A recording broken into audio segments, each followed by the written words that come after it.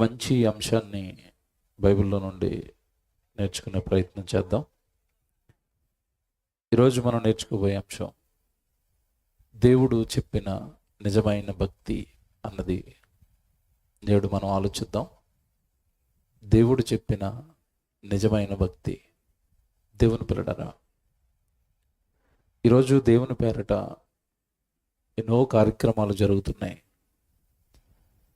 దేవుని పేరట జరిగే కార్యక్రమాలన్నీ కూడా దేవుడే జరిగిస్తున్నాడా, దేవుడే చేయమని చెప్పాడా? ఇది మనం ఈరోజు బైబిల్లో నుండి చూడాలి. భక్తి పేరట, దేవుడి పేరట ఈరోజు సమాజంలో జరుగుతున్న కార్యక్రమాలు అన్నీ ఇన్నే కాదు. దేవుడిని ఏ రూపంలో కొలిచినా వారు నమ్మిన విశ్వాసం ప్రకారం వారు దేవుడికి ఎలాంటి కార్యక్రమాలు అయితే చేస్తూ ఉంటారో, క్రైస్తవులు కూడా దేవుడి పేరట భక్తి చేస్తున్నారు. ఆ భక్తి దేవుడు చెప్పిన భక్తేనా, దేవుడు కోరుకున్న భక్తేనా, లేదా దేవుడు బైబిల్లో రాయించిన భక్తేనా అన్నది మనం ఈరోజు నేర్చుకుందాం. ప్రార్థన చేసేటప్పుడు దేవుడు ఎలా చేయమన్నాడు అన్నది అనవసరం. వాళ్ళకి నచ్చిన ప్రార్థనలు చేస్తారు, వాళ్ళకి నచ్చినట్టుగా ప్రార్థన చేస్తారు. అలాగే విశ్వాసం, ఏ విశ్వాసాన్ని కలిగి ఉండమన్నాడు దేవుడు తన ఎడల అన్నది వాళ్ళకి అనవసరం. మేము చేస్తున్నదే విశ్వాసం అనుకుంటున్నారు, మేము చేసేదే ప్రార్థన అనుకుంటున్నారు, మేము చేసేదే భక్తి అనుకుంటున్నారు, మేము చేసే కార్యక్రమాలే దేవుడి కార్యక్రమాలు అనుకుంటున్నారు. దేవుడు బైబిల్లో చెప్పాడా అన్న ఒక మాట, ఒక ఆలోచన ఎవ్వరికీ రావడం లేదు. భక్తులు అనగానే ఎలా మారిపోయింది అంటే, ఆదివారం గుడికి వెళ్ళొచ్చేస్తే చాలు, మేము ఎవరమి? భక్తులమే. బైబిల్ చేతిలో పట్టుకుంటే చాలు, మేము ఎవరం? ఇప్పుడు భక్తులమే. ఈ ఆలోచనకు వచ్చేసాం. అసలు భక్తి అంటే ఇదేనా? బాగా చూడాలి. బైబిల్లో ప్రతి మాట బైబిల్లో నుండి చూపిస్తాను. ఇప్పుడు భక్తి అంటే ఏంటి, దేవుడికి భక్తి చేయటం అంటే ఏంటి? నిజంగా ఈ కలిపాలెం ప్రాంతానికి వచ్చినప్పుడు అండి, నేను చాలా ఆనందపడతాను. ఆ దైవజనులతో కూడా మాట్లాడతాను. ఇక్కడ ఉన్న వాళ్ళు ఎక్కువగా పెద్దవాళ్ళు ఉంటారు, వయసులో పెద్దవాళ్ళు, తల్లులు. సంఘంలో సభలు చివరి సంవత్సరం కూడా నేను వచ్చాను. అప్పుడు వాళ్ళు పడుతున్న కష్టాన్ని కల్లారా చూశాను. నేను మిట్ట మధ్యాహ్నం వంటలు జరుగుతున్నప్పుడు వచ్చాను ఒకసారి. వాళ్ళు పడుతున్న ప్రయాస, వాళ్ళు పడుతున్న కష్టం చూశాను. ఈ సంవత్సరం కూడా నేను వచ్చేటప్పుడు అడుగుతున్నాను, వాళ్ళందరూ బాగున్నారా, ఆరోగ్యంగా ఉన్నారా? వయసులో చాలా పెద్దవాళ్ళండి, కానీ ఇలాంటి సభలు పెట్టాలి, వంటలు చేయాలి, వాక్యం వినిపించాలి. ఏంటిది, వాళ్ళు ఎందుకు ఇలాగా ప్రయాసపడుతున్నారు? మీకు చివర్లో అర్థమవుతుంది. ఈరోజు భక్తి అనగానే చాలామంది ఏమనుకున్నారు అంటే, నేను ఎప్పుడో 20 సంవత్సరాల క్రితం బాప్తీసం తీసుకున్నానండి, ఆదివారం అలా గుడికి వెళ్ళి వస్తాను, నాకు ఎప్పుడైనా నచ్చితే ఒక కానుక ఇస్తాను, చాలు, అంతే. ఇప్పుడు మేము ఎవరిమి? భక్తులమే. మేము చేస్తున్నది ఏంటి ఇప్పుడు? భక్తే. అప్పుడప్పుడు మధ్యలో ఎప్పుడైనా కొంచెం కష్టాలు ఎక్కువైపోతే ఉపవాస ప్రార్థన చేస్తాం. సో ఉపవాస ప్రార్థన చేస్తున్నాం కనుక, ఆదివారం గుడికి వెళ్ళి వస్తున్నాం కనుక, బైబిల్ పట్టుకున్నాం కనుక మేము భక్తులమే. దేవుని పిల్లలరా, ఇవి గుడికి వెళ్ళి రావటమో, బైబిల్ పట్టుకోవటమో ఇవి తప్పు కాదు. ఇవి చెయ్యొద్దన్నది కూడా నా ఉద్దేశం కాదు. అవి మాత్రము చేసి మనం భక్తులు అనుకోవటం మాత్రమే తప్పు. అవి సరిపోవు. బైబిల్ పట్టుకున్నారు, మంచిది. బైబిల్ పట్టుకున్న మనం బైబిల్లో ఏముందో తెలియాలి కదా. బైబిల్ ఎప్పుడైనా చదువుతామా, పట్టుకుని తిరుగుతామా? నిజం చెప్పండి. బైబిల్ పట్టుకుని తిరుగుతున్నాం కానీ బైబిల్ చదువుతున్నామా? చదవం. చాలామందికి నేను అంటాను, బైబిల్ చదవట్లేదు అంటే చాలామంది చెప్పే మాట ఏంటో తెలుసా? మాకు చదువురాదయ్య గారు అంటారు. Very good. చదువురాని నీకు 500 నోటు ఎలాగుంటుందో తెలుసా, తెలీదా? నిజం చెప్పండి. 500 నోటు నాకు తెలియదండి, నేను చదువుకోలేదన్న వాళ్ళు చేయొద్దండి. చదువుకొని నీకు అది 500 నోటు అని ఎలా తెలిసింది? మీరు బాగా ఆలోచించుకోండి. మీకు తెలియదు, నేను చెప్తాను. మీకు తెలీదు, మీరు బాగా ఆలోచించండి. ఎలా తెలిసింది ఏంటండి? ఆలీళ్ళు తీస్తున్నప్పుడు 500 ఇస్తున్నప్పుడు ఇది 500 అన్నారు కదా, తెలిసింది అన్నారు. వెరీ గుడ్, బాగుందా? ఇస్తున్నప్పుడు దాన్ని ఏమన్నారు? 500 అన్నారు కనుక, విన్నాను కనుక, దాన్ని చూసినప్పుడల్లా అది 500 అని గుర్తుపెట్టుకున్నాను. నీకు బైబిల్లో నువ్వు బాప్తీసం తీసుకున్నప్పటి నుంచి పాస్టర్ గారు వాక్యం చెప్తున్నారు కదా, అవి నువ్వు వింటాం లేదా? విన్నావా లేదా? విన్నావు. విన్నదాన్ని మరి ఎందుకు గుర్తుపెట్టుకోలేదు? ఇది 500 అని గుర్తుపెట్టుకున్నావు నువ్వు. అర్థమైందా లేదు నేను చెప్పేది? మత్తయి సువార్త 7వ అధ్యాయం 6వ వచనంలో ఈ వచనం ఉందని పాస్టర్ గారు చెప్పారు. నీకు చదువు రాదు, విన్నావు కదా, మరి ఎందుకు గుర్తుపెట్టుకోవు? మనకి పని ఏముందండి అవి గుర్తుపెట్టుకోవటం? అంతే కదా. అవి ఎవరు గుర్తుపెట్టుకోవాలి? పాస్టర్ గారు గుర్తుపెట్టుకోవాలి ప్రసంగం చెప్పడానికి. మనకేం పని? మనం పట్టుకుని తిరిగితే సరిపోద్ది. ఏంటి? బైబిల్. నిజమా కదా? 90% క్రైస్తవ్యాన్ని ఇదే భక్తి కాదా? మీరు చెప్పండి. బైబిల్ పట్టుకొని తిరుగుతానంతే, బైబిల్ చదవను. ఇంకో మాట అడుగుతానండి, చదువు రాకపోతే బైబిల్ నేర్చుకోవడానికి లేదా బైబిల్లో ఉన్న సంగతులు తెలుసుకోవడానికి ఇంకా అవకాశాలు ఏమి లేవా? ఉన్నాయా? ఉన్నాయి. ఇక్కడ కూర్చొని పెద్దోళ్ళని అడుగుతున్నాను నేను. ఇప్పుడంటే ఫోన్లు వచ్చినాయి కాబట్టి ఫోన్ ఇవ్వగానే చెవి దగ్గర పెట్టుకుని హలో అంటున్నారు. ఫోన్లు రాకమునుపు ఒకరితో ఒకరు మాట్లాడుకోవడానికి ఏం వేసేవారు చెప్పండి? ఉత్తరాలు వేసేవారు కదా. Very good. నీకు ఉత్తరం వచ్చినప్పుడు నీకు చదువు రాకపోతే నువ్వేం చేసావు? బాగా ఆలోచించి చెప్పండి. ఏం చేశారో చెప్పండి. ఎవరికి చదవచ్చో వాళ్ళ దగ్గరికి ఉత్తరం పట్టుకెళ్ళి చదివించుకున్నారా లేదా? చదివించుకున్నారు. ఇప్పుడు బైబిల్ దేవుడు నీకు రాయించిన ఉత్తరమేనా?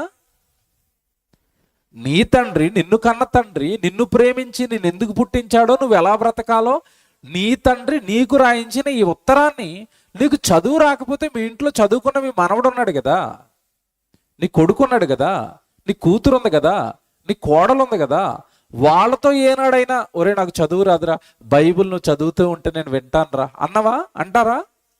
అంత ఆసక్తి ఉందా చెప్పండి? లేదు. అదే అంటున్నాను నేను. బైబిల్ పట్టుకుని తిరిగితే సరిపోద్ది అనుకున్నారు మీరు. బైబిల్ చదవండి అని దేవుడు అన్నాడు బైబిల్లో. దివారాత్రములు ధ్యానించిన వాడు ధన్యుడు. దివారాత్రాలు ఎక్కడ? ఆదివారం పట్టుమని అరగంట ఎక్కువసేపు ప్రసంగం చెప్పాడు అనుకుని పాస్టర్ గారు తిట్టుకుంటారు. మాకు ఆకలి చేస్తుంది, దీనికి టైం ఉండదు, అలా చెప్తానే ఉంటాడని. అసలు మనకి వాక్యం వినటం అన్నా, బైబిల్ చదవటం అన్నా, బైబిల్లో దేవుడు ఏం రాయించాడో నేర్చుకుందామన్నా మనకి పెద్దగా ఆసక్తి లేదు. అయినా సరే మనం ఎవరమని చెప్తాము? మేము ఎవరమి? భక్తులమే. ఆదివారం అతి కష్టం మీద వస్తామండి సంఘానికి. జాగ్రత్తగా వినండి. ఆదివారం అతి కష్టం మీద సంఘానికి వస్తారు. ఒకవేళ ఆదివారం ఆరాధనకు వచ్చే టైంకి ఏదైనా డబ్బులు ఎక్కువిచ్చే పని తగిలింది అనుకోండి, పనికి వెళ్తారా? ఆరాధనకు వస్తారా? చెప్పండి. పనికి వెళ్తారు. మనం కూడా ఏమని చెప్పుకుంటున్నాం? డబ్బులు ఎక్కువ ఇస్తే ఆరాధన మానేసే మనం కూడా ఏమని చెప్తున్నాం దేవుడి దగ్గర? మేము ఎవరమే? భక్తులమే. ఎంత బాగుందండి భక్తి. డబ్బులా దేవుడా అంటే డబ్బుల వైపు వెళ్ళిపోయే మనం కూడా మేము భక్తిపరులమే, మేము విశ్వాసులమే, మేము క్రైస్తవులమే అని చెప్పుకుంటున్నాం. అంటే నేను ఏం చెప్పాలనుకుంటున్నానో ప్రారంభంలో మీకు అర్థమవుతుంది నెమ్మదిగా. ప్రారంభంలోనే నెమ్మదిగా మీకు అర్థం కావాలి నేను ఏం చెప్పాలనుకుంటున్నాను. భక్తి అనగానే మనం చేస్తున్న భక్తి నిజంగా దేవుడు బైబిల్లో చెప్పిన భక్తేనా? దేవుడు కోరుకున్నంత భక్తికి మనం వచ్చామా? దేవుడు కోరుకున్న విశ్వాసం మనం కలిగి ఉన్నామా? దేవుడు కోరుకుంటున్న ప్రార్థన మనం చేస్తున్నామా? దేవుడు కోరుకున్న భక్తి జీవితాన్ని మనం కలిగి ఉన్నామా? పేరుకు మనం అందరము మేము బాప్తీసం తీసుకున్నాము, గుడికెళ్ళి వస్తున్నాము, భక్తులు అని చెప్పుకుంటున్నాం.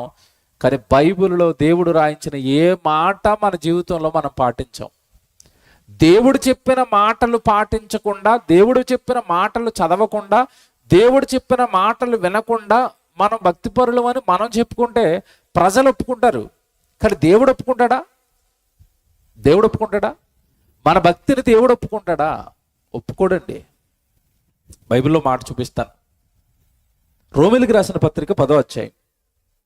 దేవుడు ఒకప్పుడు ఇశ్రాయేలీయులు దేవుని పిల్లలు, వాళ్ళ గురించి మాట్లాడుతూ ఏమంటున్నాడో 2వ వచనం ఒకసారి చూడండి. రోమపత్రిక 10వ అధ్యాయం 2వ వచనం. అందరు తీయాలి బైబిల్.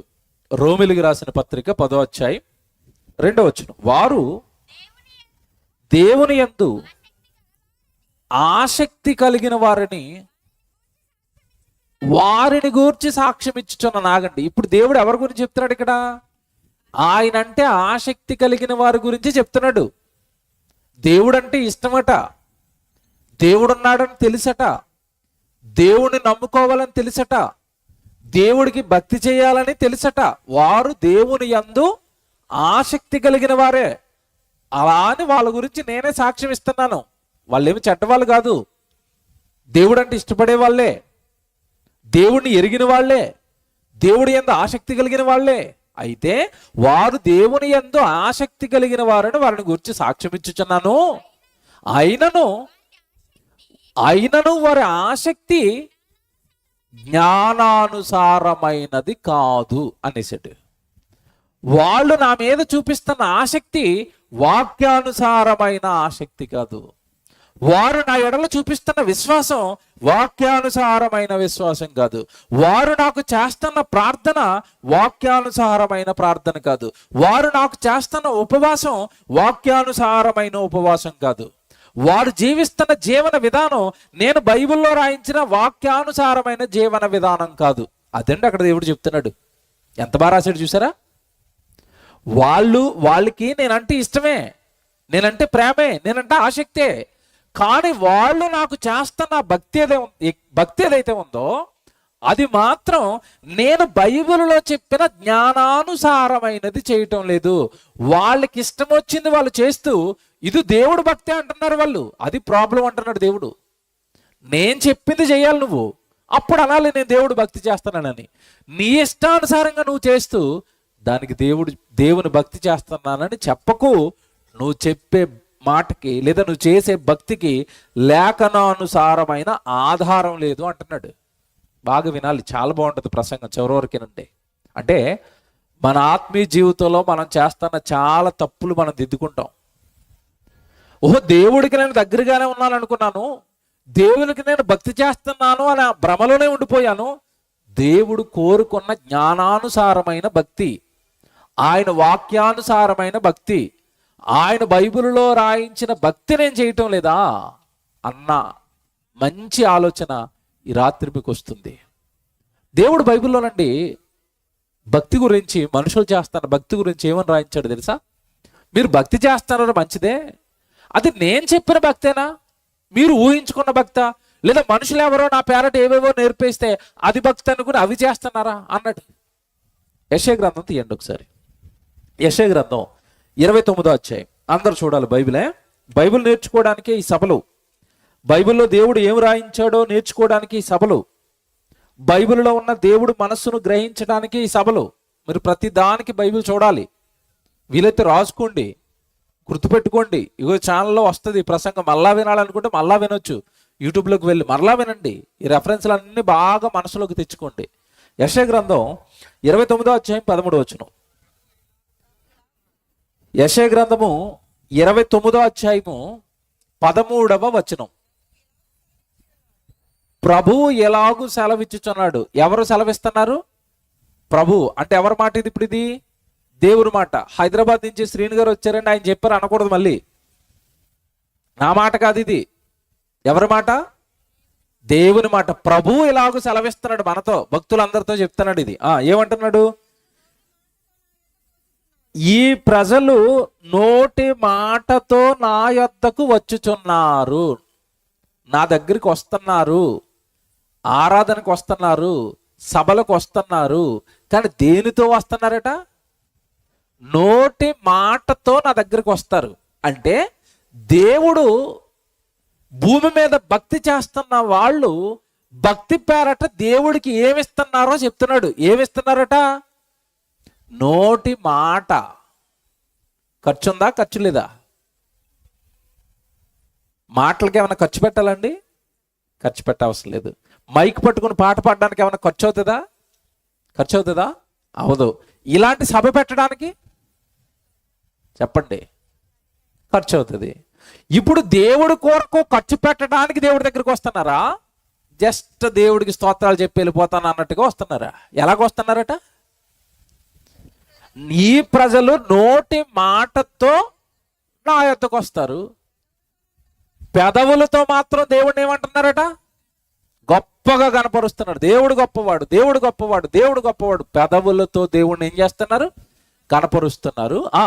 కానీ కానీ వారు తమ హృదయమును నాకు దూరం పెట్టారు, దూరం పెట్టారు, దూరం పెట్టారు. వారు నా ఎడల చూపిస్తున్న భయభక్తులు మానవులు కల్పించిన విధులను బట్టి వాళ్ళు నేర్చుకున్నారు. అది నేను చెప్పిన భక్తి కదా అన్నాడు ఆయన.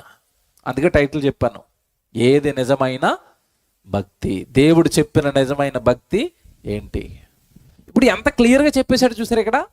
వాళ్ళు నా దగ్గరికి వస్తున్నారు, పెదవలిస్తున్నారు, నన్ను గనపరుస్తున్నారు, కానీ వాళ్ళ హృదయం నాకు దూరం చేసేశారు. వారు నా ఎడల చూపుతున్న భయభక్తులు ఏవైతున్నాయో అవి నేను చెప్పినవి కాదు, మనుషులు వాళ్ళకి నేర్పించారు అన్నాడు దేవుడు. అంటే ఇప్పుడు మనం చేస్తున్న భక్తిలో మనుషులు చెప్పిన భక్తి చేస్తున్నామా, దేవుడు బైబిల్లో రాయించిన భక్తి చేస్తున్నామా చూసుకోవాలి. ఏమన్నా అక్కడ ఆయన బాధపడుతూ ఒక మాట అన్నాడండి. ఏమన్నాడు? వారు నా ఎద్దుకు వస్తారు, నా ఎద్దుకు వస్తున్నప్పుడు పెదవులు ఇస్తున్నారు, పెదవులతో నన్ను గనపరుస్తున్నారు, కానీ వాళ్ళ హృదయం మాత్రం దూరంగా ఉంది. అంటే ఇప్పుడు మన దేవుడు పెదవులు కోరుతున్నాడా, హృదయం కోరుతున్నాడా? హృదయాన్ని కోరడం ఏంటి? హృదయం నాకు దూరంగా ఉంది అంటున్నాడు ఏంటి? మనిషి దగ్గరగానే ఉన్నాడట. బాగా వింటున్నారా?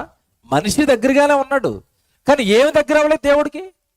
హృదయం దగ్గర అవ్వలేదు. అదేంటంటే మనిషి వెళ్ళాను కదా, హృదయం దగ్గర ఒకపోవటం ఏంటండి? ఇక్కడ ఒక ఉదాహరణ ఉంది, మీకు చెప్తాను. ఆ ఉదాహరణలు చెప్తే కానీ మీకు అర్థమవి. ఇవి ఇంటికి ఎవరో చుట్టం వచ్చారండి. చుట్టం వస్తే మధ్యాహ్నం కరెక్ట్గా అన్నం టైంకి వచ్చాడు. మధ్యాహ్నం పూట అన్నం టైంకి వచ్చినప్పుడు నిజంగా హృదయంలో అతని మీద ప్రేమ ఉందనుకోండి, ఏమంటారు చెప్పండి? ఏమంటారు? అన్నం తినయ్యా అంటారు. బాగా వినండి. అన్నం తినయ్యా అనగానే అతను మొహమాటానికి వద్దులేండి వెళ్ళిపోతానులేండి అంటాడు. అలాగే వెళ్ళిపోతావు, నువ్వు అక్కడ కూర్చొని వంట చేసేస్తుంది అనుకోండి, హృదయంలో ఇతను ఉన్నాడు.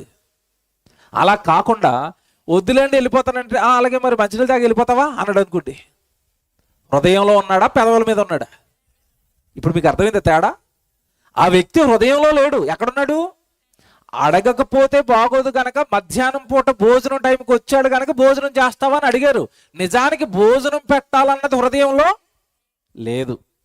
హృదయంలో భోజనం పెట్టాలన్నది ఉంటే అతడు వద్దన్నా సరే ఏం చేస్తారు? అలాగే వెళ్ళిపోతావు. మధ్యాహ్నం పూట ఎండ పూట వచ్చావు, భోజనం చేయకపోతే ఎలాగా? ఆకలితో ఏమైపోతావు? కూర్చో నువ్వు అక్కడ, నాకు ఒక 10 నిమిషాల టైం, నేను కిచెన్లోకి వెళ్ళిపోతాను, నువ్వు అక్కడ కూర్చో అంతే. వెళ్ళనిస్తారండి అతన్ని? వెళ్ళనివ్వరు. మీకు తేడా అర్థమైందా? పెదవుల పైన ప్రేమ ఉండడానికి, హృదయంలో ప్రేమ ఉండడానికి తేడా ఇది. ఆ వచ్చిన వ్యక్తికి నిజంగా భోజనం పెట్టాలనుకుంటే, హృదయంలో ఆ వ్యక్తి మీద ప్రేమ ఉంటే వెళ్ళనివ్వరండి, భోజనం పెట్టే పంపిస్తారు. అవునా? మనం చాలా మందిని క్యాజువాలిటీగా అడుగుతాం, టీ తాగుతారా, టిఫిన్ తింటారా? నిజంగా హృదయపూర్వకంగా అడుగుతారా, ఫార్మాలిటీగా అడుగుతారా? మీకు అర్థం అవ్వాలి. ఇప్పుడు మీ సొంత అక్కో, మో సొంత తమ్ముడో, మో సొంత చెల్లో వచ్చిందండి భోజనం టైంకి, భోజనం చేస్తావా అని అడుగుతారా? ఆమె రాగానే మంచినీళ్ళు ఇచ్చి వంట స్టార్ట్ చేస్తారా? ఇప్పుడు ఇంకా బాగా అర్థమవుతుంది. సొంత చెల్లి వచ్చింది కనుక అడగరు భోజనం చేయమని. టైంకి వచ్చింది కదా చెల్లికి, భోజనం పెట్టకపోతే ఎలాగా? మంచినీళ్ళు ఇస్తారు, కాసేపు కూర్చో అంటారు, వెళ్ళిపోయి ఆమెను అడగరు కూడా, భోజనం వండేస్తూ ఉంటారు. ఈవిడికి అర్థమైపోతుంది, సౌండ్ రాగానే అక్క ఏం చేస్తుంది? భోజనం వండుతుంది. బయట వాళ్ళు వచ్చినప్పుడేమో భోజనం చేస్తారా అని నోటి మాటతో అడిగారు. సొంత అక్కో, చెల్లో, తమ్ముడో వచ్చినప్పుడు కిచెన్లో ఏం చేస్తున్నారు? వంట చేస్తున్నారు. ఇప్పుడు చెప్పండి, ఈ సొంతోళ్ళ మీద హృదయం ఉంది, ఆ బయటోళ్ళ మీద పెదవులు ఉన్నాయి. ఇందాక దేవుడు ఏమన్నాడు? ఈ ప్రజలు నా దగ్గరికి తండోపతండాలుగా వస్తారు, వందలాదిగా వేలాదిగా వస్తారు. ఏం పట్టుకుని వస్తున్నారు? నోటి మాటతో నా యొద్దకు వస్తారు, పెదవులతో నన్ను గనపరుస్తారు, కానీ వాళ్ళ హృదయాలలో మాత్రం నేను లేను అన్నది. అంటే దేవుడికి మనిషి ఏ స్థానం ఇచ్చాడు? జాగ్రత్తగా వినాలి. దేవుడికి మనిషి ఏ స్థానం ఇచ్చాడు అంటే, హృదయంలో తల్లిని పెట్టుకున్నాడు, హృదయంలో తండ్రిని పెట్టుకున్నాడు, హృదయంలో చెల్లిని పెట్టుకున్నాడు, హృదయంలో అక్కను పెట్టుకున్నాడు, హృదయంలో పిల్లలు పెట్టుకున్నారు. దేవుడిని మాత్రం ఎక్కడ పెట్టారో తెలుసా? గుడిలో పెట్టారు. నువ్వు అక్కడుండి వారానికి ఒకసారి వస్తాం, హృదయం నిండా ఖాళీ లేదు. ఎవరున్నారు? నా వాళ్ళు అందరూ ఉన్నారు, తర్వాత సీరియళ్ళు ఉన్నాయి, సినిమా హీరోలు ఉన్నారు, ఆ తర్వాత డబ్బులు ఉన్నాయి, వెండి ఉంది, బంగారం ఉంది, బీరువా ఉంది, బీరువా తాళాలు ఉన్నాయి. ఎక్కడ ఎక్కడ బీరువా తాళాలు నేను మర్చిపోయిన వాళ్ళు చేయొద్దండి ఇక్కడ ఎవరైనా. బీరువా తాళాలు, బంగారం డబ్బులు పెట్టుకున్న బీరువా తాళాలు ఎక్కడ పెట్టాను మర్చిపోయాను చేయొద్దండి ఎవరైనా ఉంటే. మర్చిపోతావా? మర్చిపోం. కారణం ఏంటి? కారణం ఏంటి? బీరువాలో ఉన్న డబ్బు, దస్తావేజులు మాటల్లో పెదాల్లో కాదు ఉంటా. ఎక్కడున్నాయి అవి? హృదయములో ఉన్నాయి కనుక దానికి సంబంధించిన తాళాలు ఎక్కడున్నాయో కరెక్ట్గా మనకి ఉంటుంది. మత్తయి సువార్త 7:6 ఏముందని అడిగామనుకోండి, బైబిల్లో ఉన్న మత్తయి సువార్త 7:6 ఏముంది అని అడిగామనుకోండి, మనకు తెలుస్తుందా? తెలీదు. కారణం ఏంటి? వాక్యాన్ని హృదయంలో పెట్టుకునేంత ప్రేమ దేవుడి మీద మనకి నిజమా కాదు చెప్పండి? బైబిల్లో ఎన్ని పుస్తకాలు ఉన్నాయి? పుస్తకాల పేర్లు చెప్పండి, చెబుతామా? ఆత్మఫలాలు పిల్లలు చెప్తూ ఉంటారండి అప్పుడప్పుడు. పిల్లలు ఆత్మఫలాలు చెప్తూ ఉంటే చాలా మంది చప్పట్లు కొడతారు కింద నుంచి. నిజమేంటి తెలుసా? ఆ చప్పట్లు కొట్టే వాళ్ళకి ఇవి రావు. ఏవి? ఆత్మఫలాలు. పుస్తకాల పేర్లన్నీ పిల్లలు చెప్పేస్తుంటే కింద చప్పట్లు కొడతారు.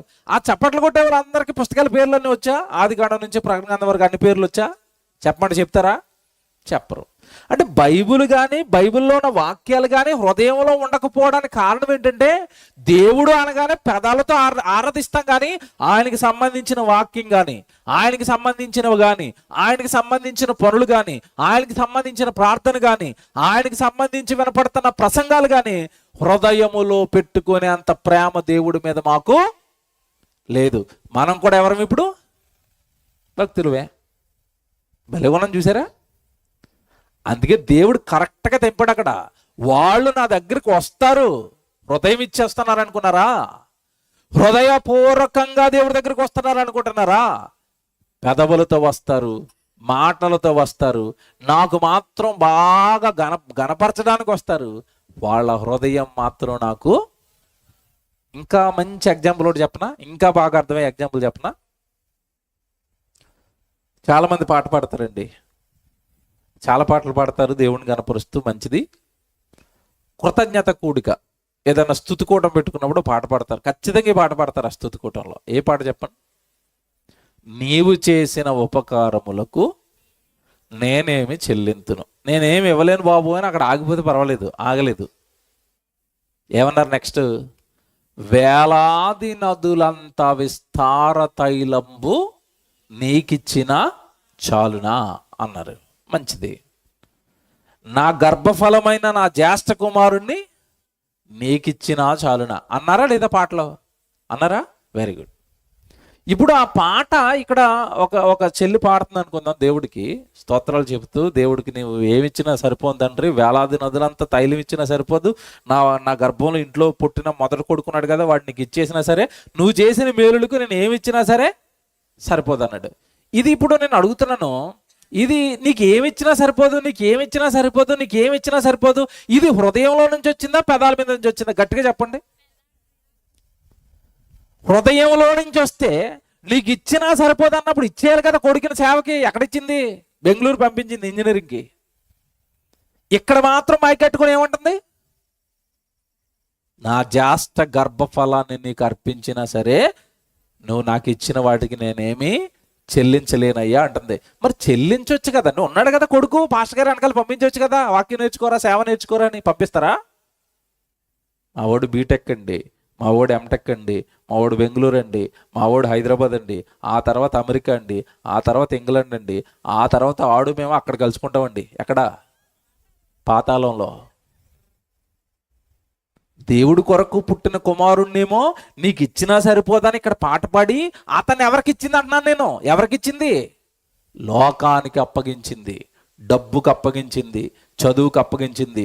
ఇది చెప్పండి, ఇది వేషధారణ కాదా చెప్పండి? ఇది పెదవులతో పలకటం కాదా? అవునా చెప్పండి? పోనీ ఇది ఈ కొడుకుది మీకు అర్థం అవ్వలేదేమో, ఇంక దాన్ని వదిలేస్తాను. ముందు మాట పట్టుకుందామా? ముందు మాట ఏంటి? వేలాది నదులంతా విస్తార తైలంబు నీకిచ్చినా చాలునా అంది. తైలం అంటే ఏంటి చెప్పండి? నూనె అండి, ఆయిల్ కదా. ఎంత ఇస్తానని పాడుతుంది దేవుడికి? వేలాది నదులంతా, నదిలో నీళ్ళు ఎన్ని ఉంటాయో ఆ నదిలో ప్రవహిస్తున్న నీళ్లు వేలాది నదులట, ఒక నది కాదు. అలా వేలాది నదుల్లో ప్రవహించేంత ఆయిల్ నూనె పట్టుకొచ్చి నీకు ఇచ్చినా సరే నువ్వు నాకు చేసిన మేలులకు తక్కువే తండ్రి అన్నది. ఆ పాట పాడుతున్నప్పుడు దేవుడు టక్కుమని అక్కడ ప్రత్యక్షం అయిపోయి, ఆగమ్మా ఏం పాట పాడావు అన్నాడు. ఎంత ఇస్తానన్నావు నాకు అన్నాడు. నూనె ఎంత ఇస్తానంది? వేలాది నదులు. అంత అవసరం లేదు, ఇదిగో 2 రోజులు మీటింగ్ పెట్టారు కదా, 20 కేజీలు నూనె డబ్బా అవసరం అంటే కొనుక్కురా అన్నాడు. కొనుక్కొస్తుందా? పాట పడుతుందా? చెప్పండి. పాటలోనేమో వేలాది అంత ఇస్తానంటుంది, ఇక్కడికి 20 కేజీలు నూనె డబ్బా కొనుక్కురమ్మానండి. కొంటదా? ఇప్పుడు చెప్పండి. పెదవులతో దేవుడిని గణపరుస్తున్నారు, హృదయం మాత్రం దేవుడికి. ఏమన్నా కొడుకు దగ్గరికి వెళ్ళి ఒరే బట్టలు కొనమంటావా అని అడుగుతుందా? చెప్పండి, నిజం చెప్పండి. ఒరే సాయంత్రం అన్నం వండమంటావా నీకు అని అడుగుతుందా? అన్నం వండుతుందా? బట్టలు కొనమంటావా? ఇప్పుడు స్కూల్లో జాయిన్ చేస్తున్నారు కదా మీ పిల్లలందరినీ, ఎరా పుస్తకాలు కొనాలంటావా? కొనమంటావా ఏంటి? ఎన్ని పుస్తకాలు కొన్నా సరిపోదరా నీకు అని వదిలేస్తుందా? కొంటదా? చెప్పాలి. కొంటారు. కారణం ఏంటి? కొడుకు అవసరతలు హృదయంలో ఉన్నాయి, కొడుకు హృదయంలో ఉన్నాడు, వాడికి కావలసినవన్నీ కొనాలి. మరి దేవుడికి మీరు అందరూ ఏమంటే చక్కగా మందిరానికి వెళ్తారు, మన ఇల్లు ఎంత బాగుంటుందండి, మన మందిరాలు ఎంత దారుణంగా ఉంటాయండి. ఆ మందిరాల్లో సరిగా కిటికీలు ఉండవు, ఆ మందిరాల్లో సరిగా ఫ్లోరింగ్ ఉండదు, ఆ మందిరాల్లో సరిగా ఏమంటే పైన బాగోదు, సౌండ్లు బాగో, వస్తువులు బాగో. ఇంట్లోకి కావలసినవన్నీ కొనుక్కుంటున్న మనం, మీరు ఏ సంఘానికి ఆరాధనకి వెళ్తున్నారో ఆ సంఘం బాగోలేదు కదా, అక్కడ సరైన వస్తువులు లేవు కదా, మైక్ బాగోలేదు, సౌండ్ బాగోలేదు, స్టాండ్ బాగోలేదు, ఫ్యాన్లు బాగోలేదు, కూర్చుని బాగోలేదు, ఫ్లోర్ బాగోలేదు, అసలు మందిరంలో సరిగా ఏమంటే ఎవరైనా వస్తే కూర్చోలేకపోతున్నారు, బాగాలేదు. దీన్ని బాగు చేయాలి, దేవుడి మందిరం అందంగా ఉండాలి. ఏమంటే ఇంటి మీద ఉన్నంత ప్రేమ మనం కూర్చుని దేవుడిని ఆరాధిస్తున్న సంఘం మీద ఉంటుందా? ఇప్పుడు చెప్పండి, మన ప్రేమ లేదా మన భక్తి పెదవుల పైన ఉందా, హృదయంతో ఉందా? మీరు చెప్పండి. ఇప్పుడు ఈ ప్రజలు పెదవులతో నన్ను గణపరుస్తారు, నోటి మాటతో నా యొద్దకు వస్తున్నారు, కానీ వాళ్ళ హృదయం మాత్రం నాకు దూరంగా ఉంది. మరి వాళ్ళు భక్తి చేస్తున్నారు కదంటే, వాళ్ళు చేస్తున్న భక్తి మానవులు కల్పించిన పద్ధతులను బట్టి చేస్తున్నారు. ఏమంటే ఇంకా మానవులు కల్పించిన పద్ధతులు అన్న మాట అర్థం కావాలి కనుక కొంతమంది బాధపడినా తిట్టుకున్నా నిజం చెప్తాను. డిసెంబర్ 25కి ఇంటి పైన స్టార్ పెట్టమని బైబిల్లో దేవుడు ఎక్కడ రాయించాడు చెప్పండి? రాయించాడు ఎక్కడైనా? ప్రతి డిసెంబర్ 25కి ఇంటి పైన స్టార్ పెట్టరా అని రాశాడా? దేవుడు రాశాడండి? రాయలేదు. ప్రతి సంవత్సరం డిసెంబర్ 25కి ఇంటికి రంగులు వేసుకోరా అని రాశాడా? రాయలేదు. బిర్యానీ వండుకోమని రాశాడా? బాగా కేకులు, పిండి వంటలు అన్నీ ఎప్పుడు వండుతారు చెప్పండి, నిజం చెప్పండి. మీరు పిండి వంటలు అన్నీ ఎప్పుడు వండుతున్నారు? పండగకే. పండగ. ఏమంటే నేను వండుకోవటం, తినటం, ఇల్లు శుభ్రం చేసుకోవటం తప్పంటం లేదు. పండగ చేసుకోవడం, ఆనందంగా ఉండటం దేవుడే చెప్పాడు, ప్రభునందు ఆనందించండి. కానీ ఎప్పుడు ఆనందించమన్నాడు? ఎల్లప్పుడూ ఆనందించమంటే సంవత్సరానికి ఒక రోజు పండగ అని పేరు పెట్టుకుని ఆ రోజే ఆనందించి ఆ రోజే సంతోషపడి. ఏమంటే పండగకి వేలాది రూపాయలు ఖర్చు పెడతారండి చాలామంది. అందరూ కొత్త బట్టలు కొనుక్కుంటారు, అంతేనా? అందరూ ఏవో చక్కగా వస్తువులు కొనుక్కుంటారు. పండగ వేలాది రూపాయలు ఖర్చు పెడతారు స్టార్లకి, ఆ తర్వాత బట్టలకి, ఆ తర్వాత ఇవేవో ఇంటి నిండా కొత్త వస్తువులు పండగకి ఖర్చు పెడుతున్నారు కదా. ఏమన్నా నేను మాట్లాడగనా?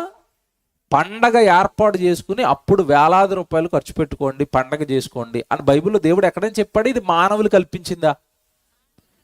డిసెంబర్ 25 క్రిస్మస్ అందరూ గ్రాండ్గా చేయండి అని బైబిల్ ఎక్కడుంది?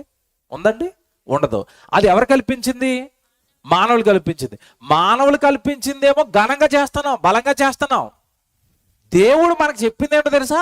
మీరు సర్వలోకానికి వెళ్ళి సర్వ సృష్టికి సువార్తను ప్రకటించండి. సువార్తను ప్రకటించమన్న దేవుడు మాట పక్కకు పోయింది. ఎవరెడతారు సువార్త సభలు?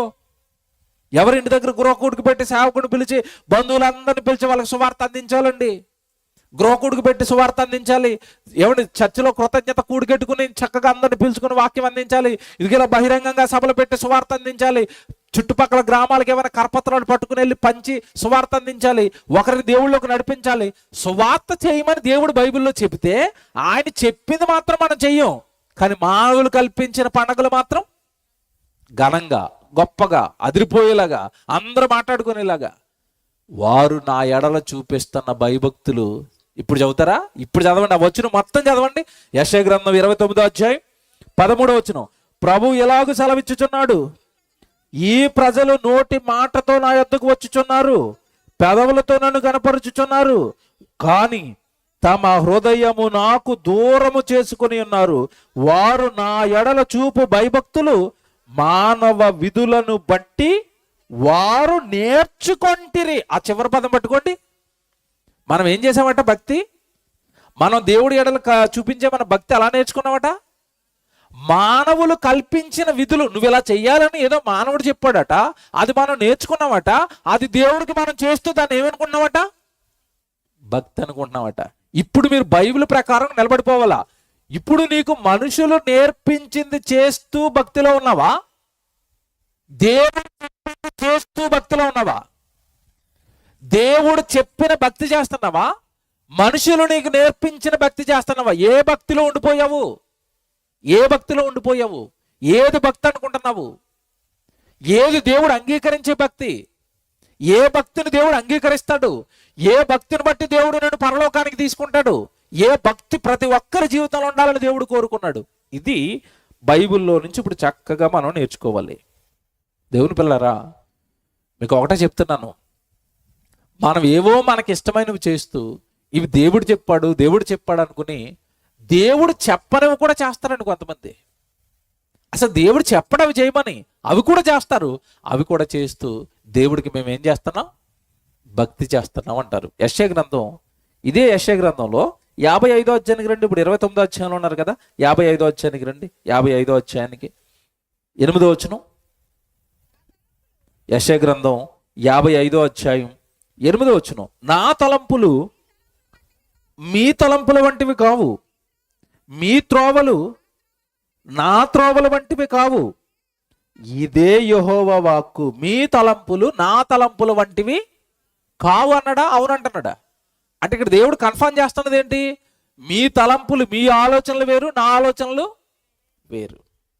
మీరు అనుకుంటున్నది వేరు, నేను అనుకుంటున్నది వేరు. మీకు నాకు సెట్ అవ్వట్లేదు అంటున్నాడు దేవుడు. నేను చెప్పేది ఒకటి, మీరు చేసేది ఒకటి.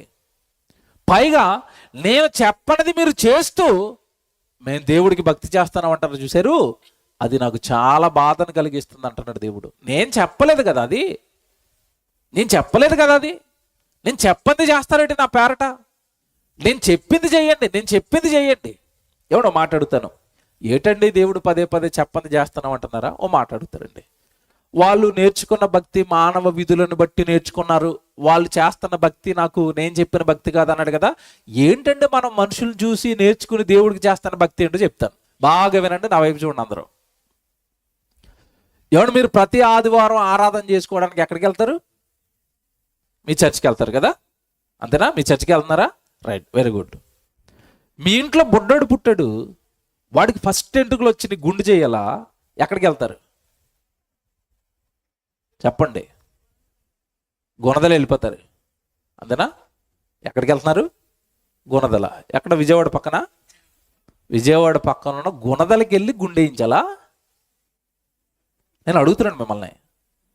ప్రతి ఆదివారం మీ సంఘానికి వెళ్తున్నారు, మీ పాస్టర్ గారితో ప్రార్థన చేయించుకున్నారు, మీ పాస్టర్ గారు వాక్యం చెప్తే వింటున్నారు కదా. మీ పిల్లోడు గుండు మీ చర్చిలో ఎందుకు వేయించరు? మీ పాస్టర్ గారి దగ్గర. ఇక్కడ దేవుడు లేడా? ఉన్నాడా? ఉన్నాడు. గుణదల్లో దేవుడు ఉన్నాడా? లేదా ఈ అక్కడే దేవుడు ఉన్నాడా? లేదా మీ చర్చిలో దేవుడు లేడా? ప్రతి ఆదివారం ఆరాధన చేసుకున్న చోట దేవుడు లేడా? ఉన్నాడు. మరి నువ్వు గుండె ఎంచుకోనకు గుణదలు ఎందుకు వెళ్ళామని అడుగుతున్నాను నేను. వారు నా ఎడల చూపు భయభక్తులు మానవ విధులను బట్టి వాళ్ళు నేర్చుకున్నారు. మీరు ఎక్కడ నేర్చుకున్నారు చెప్పనా? మీరు ప్రభు దగ్గరికి రాకమునుపు బయట వారికి ఉన్న విశ్వాసాలను బట్టి, వారు బయటకు ఉన్న వాళ్ళకి ఉన్న నమ్మకాలను బట్టి హైందవ సోదరులు ఏమైనా గుండు వేయాలి అన్నా, ఏదైనా కార్యక్రమాలు చేయాలన్నా వాళ్ళు ఎక్కడికి వెళ్తారు? వారు గుళ్ళకి వెళ్తారు. వారి విశ్వాసాల ప్రకారం వాడు నమ్ముకున్న దేవుడి దగ్గరికి గుళ్ళకి వెళ్తారు. వాళ్ళకు గుడికి వెళ్తున్నప్పుడు మనకెందుకు ఉండకూడదు గుడి అని మనోళ్ళు ఏం చేశారంటే గుణదలు కట్టారు. అర్థమైందా లేదు? ఇప్పుడు విజయవాడ పక్కన గుణదలు మనోళ్ళు ఎవరిని చూసి కట్టారు? ఏమన్నా నేను అడుగుతున్నానండి, పాస్టర్ గారు ఉన్నారు ఇక్కడ, 2-3 ఎక్కడ కూడుకుంటే అక్కడ దేవుడు ఉంటానన్నాడా లేదా? ఉన్నాడా? ఇప్పుడు 2-3 ఉన్న దగ్గర నువ్వు నిజంగా దేవుడికే ఇస్తున్నాను అన్నప్పుడు అక్కడ ఇచ్చేయచ్చు కదా. గుణదలు ఎందుకు వెళ్తున్నావు అంటున్నాను నేను. ఎవరిని బట్టి నేర్చుకున్నావు ఈ భక్తి? దేవుడు రాశాడా బైబిల్లో? పాస్టర్ గారిని అడగండి, గుండె వేయించాలంటే పుణ్యక్షేత్రానికి వెళ్ళమని బైబిల్లో ఉందని పాస్టర్ గారిని అడగండి. పాస్టర్ గారిని అడగండి, ఉందేమో? ఉండదు. ఏ బైబిల్లో ఎక్కడా లేదు గుండె వేయించాలంటే పుణ్యక్షేత్రానికి వెళ్ళండి అని. ఎక్కడన్నా ఉందో బైబిల్లో? లేదు. మనం ఎందుకు వెళ్తున్నాం? ఆ భక్తి ఎవరిని చూసి నేర్చుకున్నాం? నీ చుట్టూ ఉన్న మనుషులు వారి వారి విశ్వాసాల ప్రకారం వారు అలా చేస్తున్నారు కనుక మనం ఇక్కడికి వచ్చినా సరే దేవుడు ఏం చెప్పాడో మనకు అనవసరం, దేవుడు ఎక్కడుంటాడు అన్నాడో మనకు అనవసరం.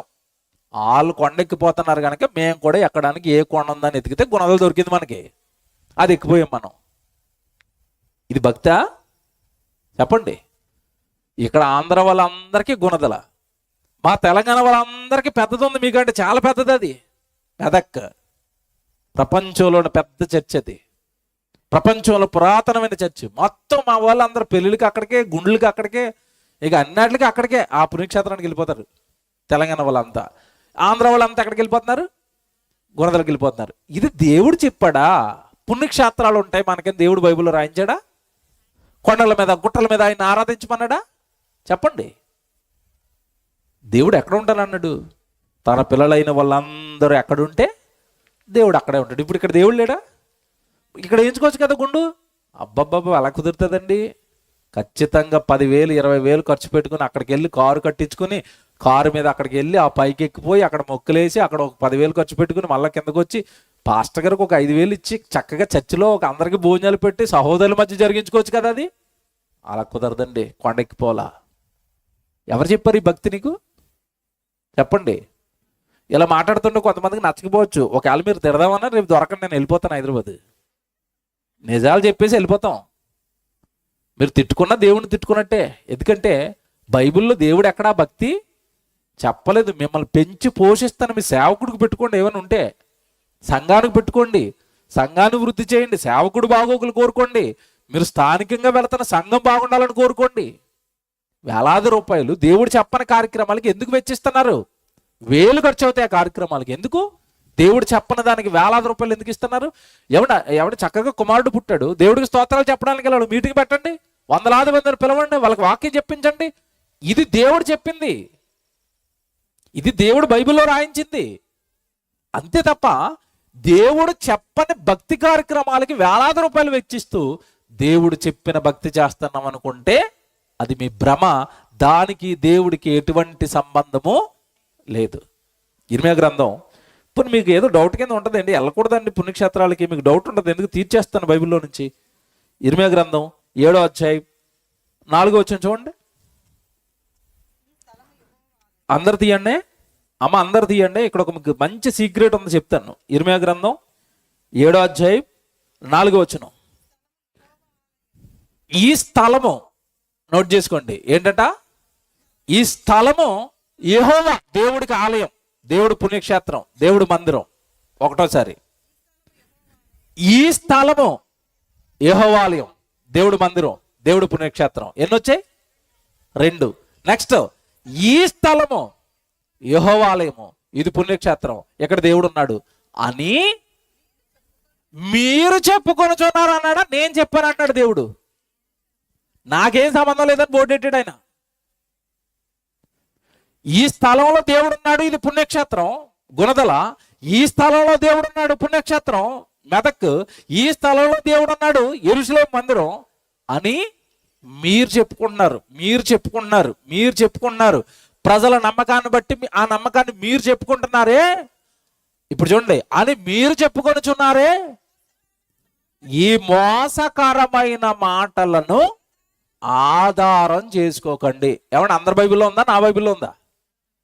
అంటే ఇప్పుడు ఈ స్థలము యెహోవాలయము, ఈ స్థలము యెహోవాలయము, ఈ స్థలము యెహోవాలయం అంటూ ఏ మాటట? ఆ మాట ఏ మాటట? మోసం. మిమ్మల్ని మోసం చేశారు, మిమ్మల్ని మోసం చేశారు. టోటల్గా క్రైస్తవ్యాన్ని మోసం చేశారండి. ఈ స్థలములో దేవుడు ఉన్నాడు. స్థలంలో దేవుడు ఉండటం ఏంటి? దేవుడు మందిరం ఏంటి? దేవుడు ఆలయం ఏంటి? దేవుడు కుటుంబం ఏంటి? దేవుడు గృహం ఏంటి? మనం కదండి. మనం ఎక్కడుంటే అక్కడ దేవుడు కదండి.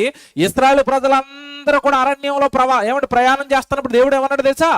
దావీదు వచ్చి నీకు ఒక మందిరం కడతానయ్యా, ఈ మందిరంలో ఉండయ్యా అంటే ఆయన అన్నాడు, ఏంటి దావీదు నాకు మందిరం కడతావా? నేను మీ పితరులు అందరూ అరణ్యంలో ప్రయాణం చేస్తున్నప్పుడు వాళ్ళతో పాటు సంచరించాను కదా, నేను సంచరించేవాడిని కదా, నేను నా పిల్లలతో ఉండేవాడిని కదా, కట్టడాల్లో నేను ఉన్నాను కదా. కట్టడాల్లో నన్ను పెట్టేది భక్తి అనుకుంటున్నారేంటి మీరు?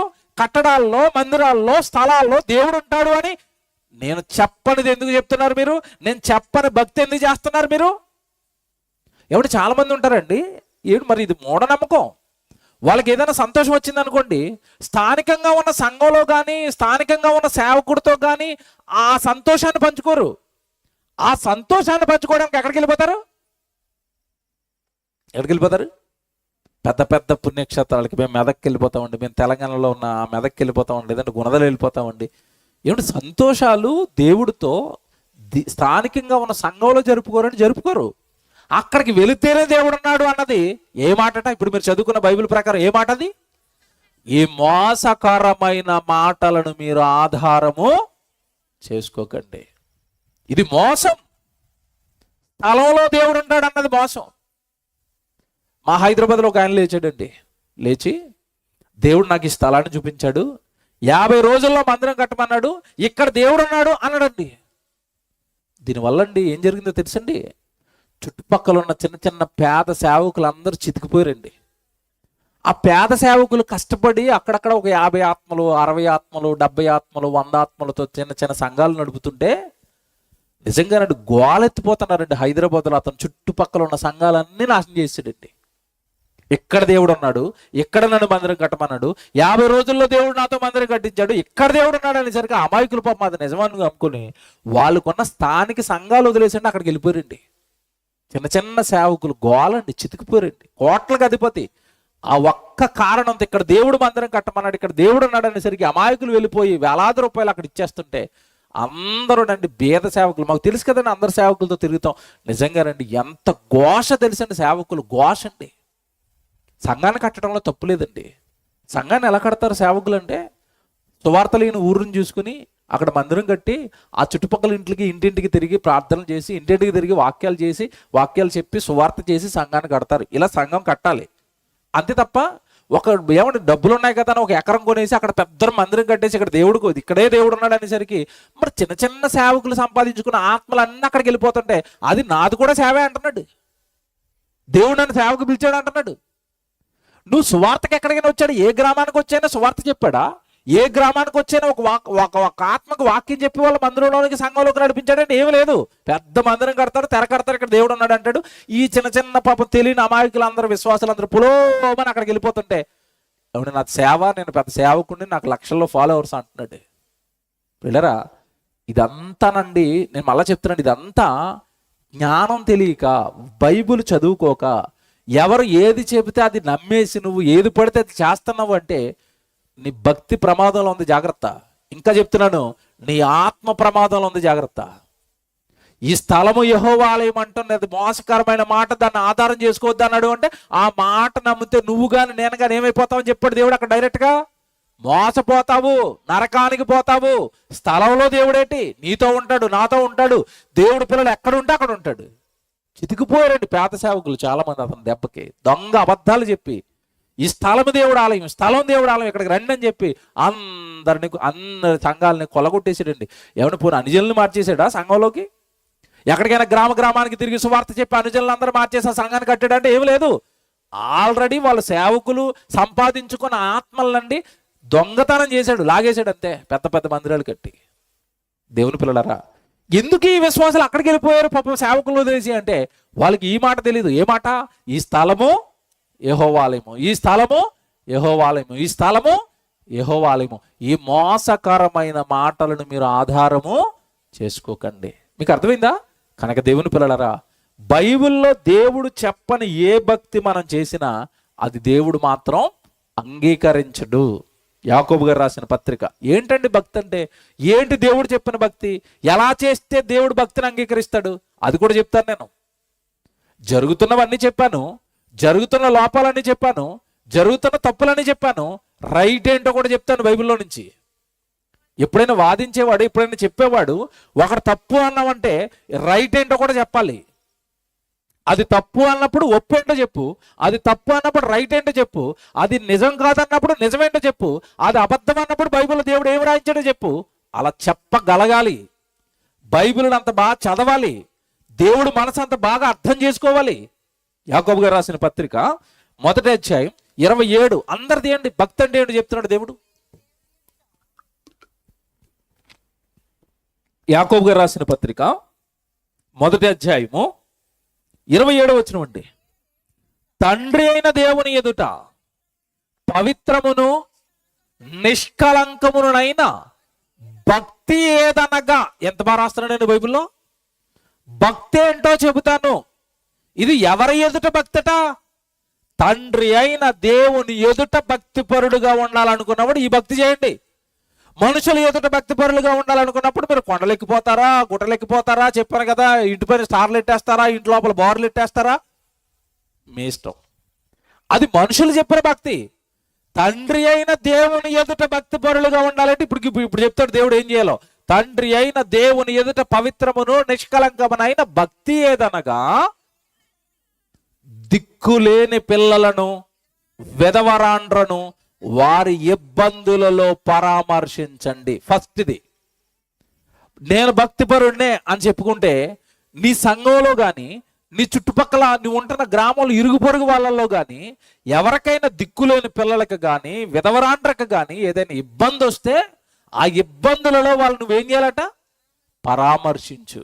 దేవుని కుమారుడు దేవుని కుమార్తె అంటే ఇబ్బందులలో ఉన్న వారికి సహాయం చెయ్యి. సంఘాల్లో చితికిపోతున్న సేవకుల్ని పట్టించుకొని విశ్వాసులు తన జీవితాలను పణంగా పెట్టి దేవుడు వాక్యం చెబుతూ ఆత్మల్ని రక్షిస్తూ పరలోకానికి సిద్ధం చేస్తున్న సేవకులను పరామర్శించిన వాళ్ళు ఎంతమంది లేరు? సేవకుడనే పరామర్శించిన వాడు సంఘంలో ఉన్న సహోదరుని పరామర్శిస్తాడా? సంఘంలో ఉన్న సహోదరునే పరామర్శించిన వాడు, పట్టించుకోని వాడు ఇరుగు పొరుగు వాళ్ళకి సహాయం చేస్తాడా? నీ గుణం ఎలా ఉండాలి అంటే, నేను భక్తిపరుడిని, నేను భక్తిపరురాలని చెప్పుకోవాలంటే నీకు గుణం ఎలా ఉండాలి అంటే, నీ కళ్ళ ముందు ఎవరు ఇబ్బంది పడుతున్నా నీ చేతనైన సహాయం వాళ్ళకి చేయాలి. భక్తిపరుడు అనగానే అవతల వాడికి ఏం చేయాలి? సహాయం చేయాలి. నా వైపు చూడండి అందరూ. నీకు కలిగిన దాంట్లో అవతల వాడికి సహాయము చేయటము భక్తి. మళ్ళా చెప్పనా? నీకు కలిగిన దాంట్లో అవతల వాడికి సహాయము చేయటం భక్తి. ఎవరికి చేయాలి సహాయం కూడా? ఇబ్బందులలో ఉన్న వాళ్ళకి, కష్టాలలో ఉన్న వాళ్ళకి, హాస్పిటల్లో ఉన్న వాళ్ళకి. యేసు చెప్పాడు కదండి, తీర్పు దినాన్న ఎడం పక్క కుడి పక్క ఏమన్నా మనుషులను వేరుపరిచేసి కుడి పక్క ఉన్న వాళ్ళతో ఏమన్నాడు? మీకు పరలోకం ఉంది, పరలోక రాజ్యాన్ని స్వతంత్రించుకోండి అన్నాడా? అయ్యో ప్రభా మాకు ఎందుకు ఇస్తున్నారు పరలోకం అంటే? ఆయన ఏమన్నాడు? నేను రోగినయ్యుంటిని, మీరు నన్ను పరామర్శించారు. నేను ఆకలి కొంటిని, మీరు నాకేం పెట్టారు? ఆహారం పెట్టారు. నేను దప్పిక కొని ఉంటిని, మీరు నాకు దాహానికి ఇచ్చారు.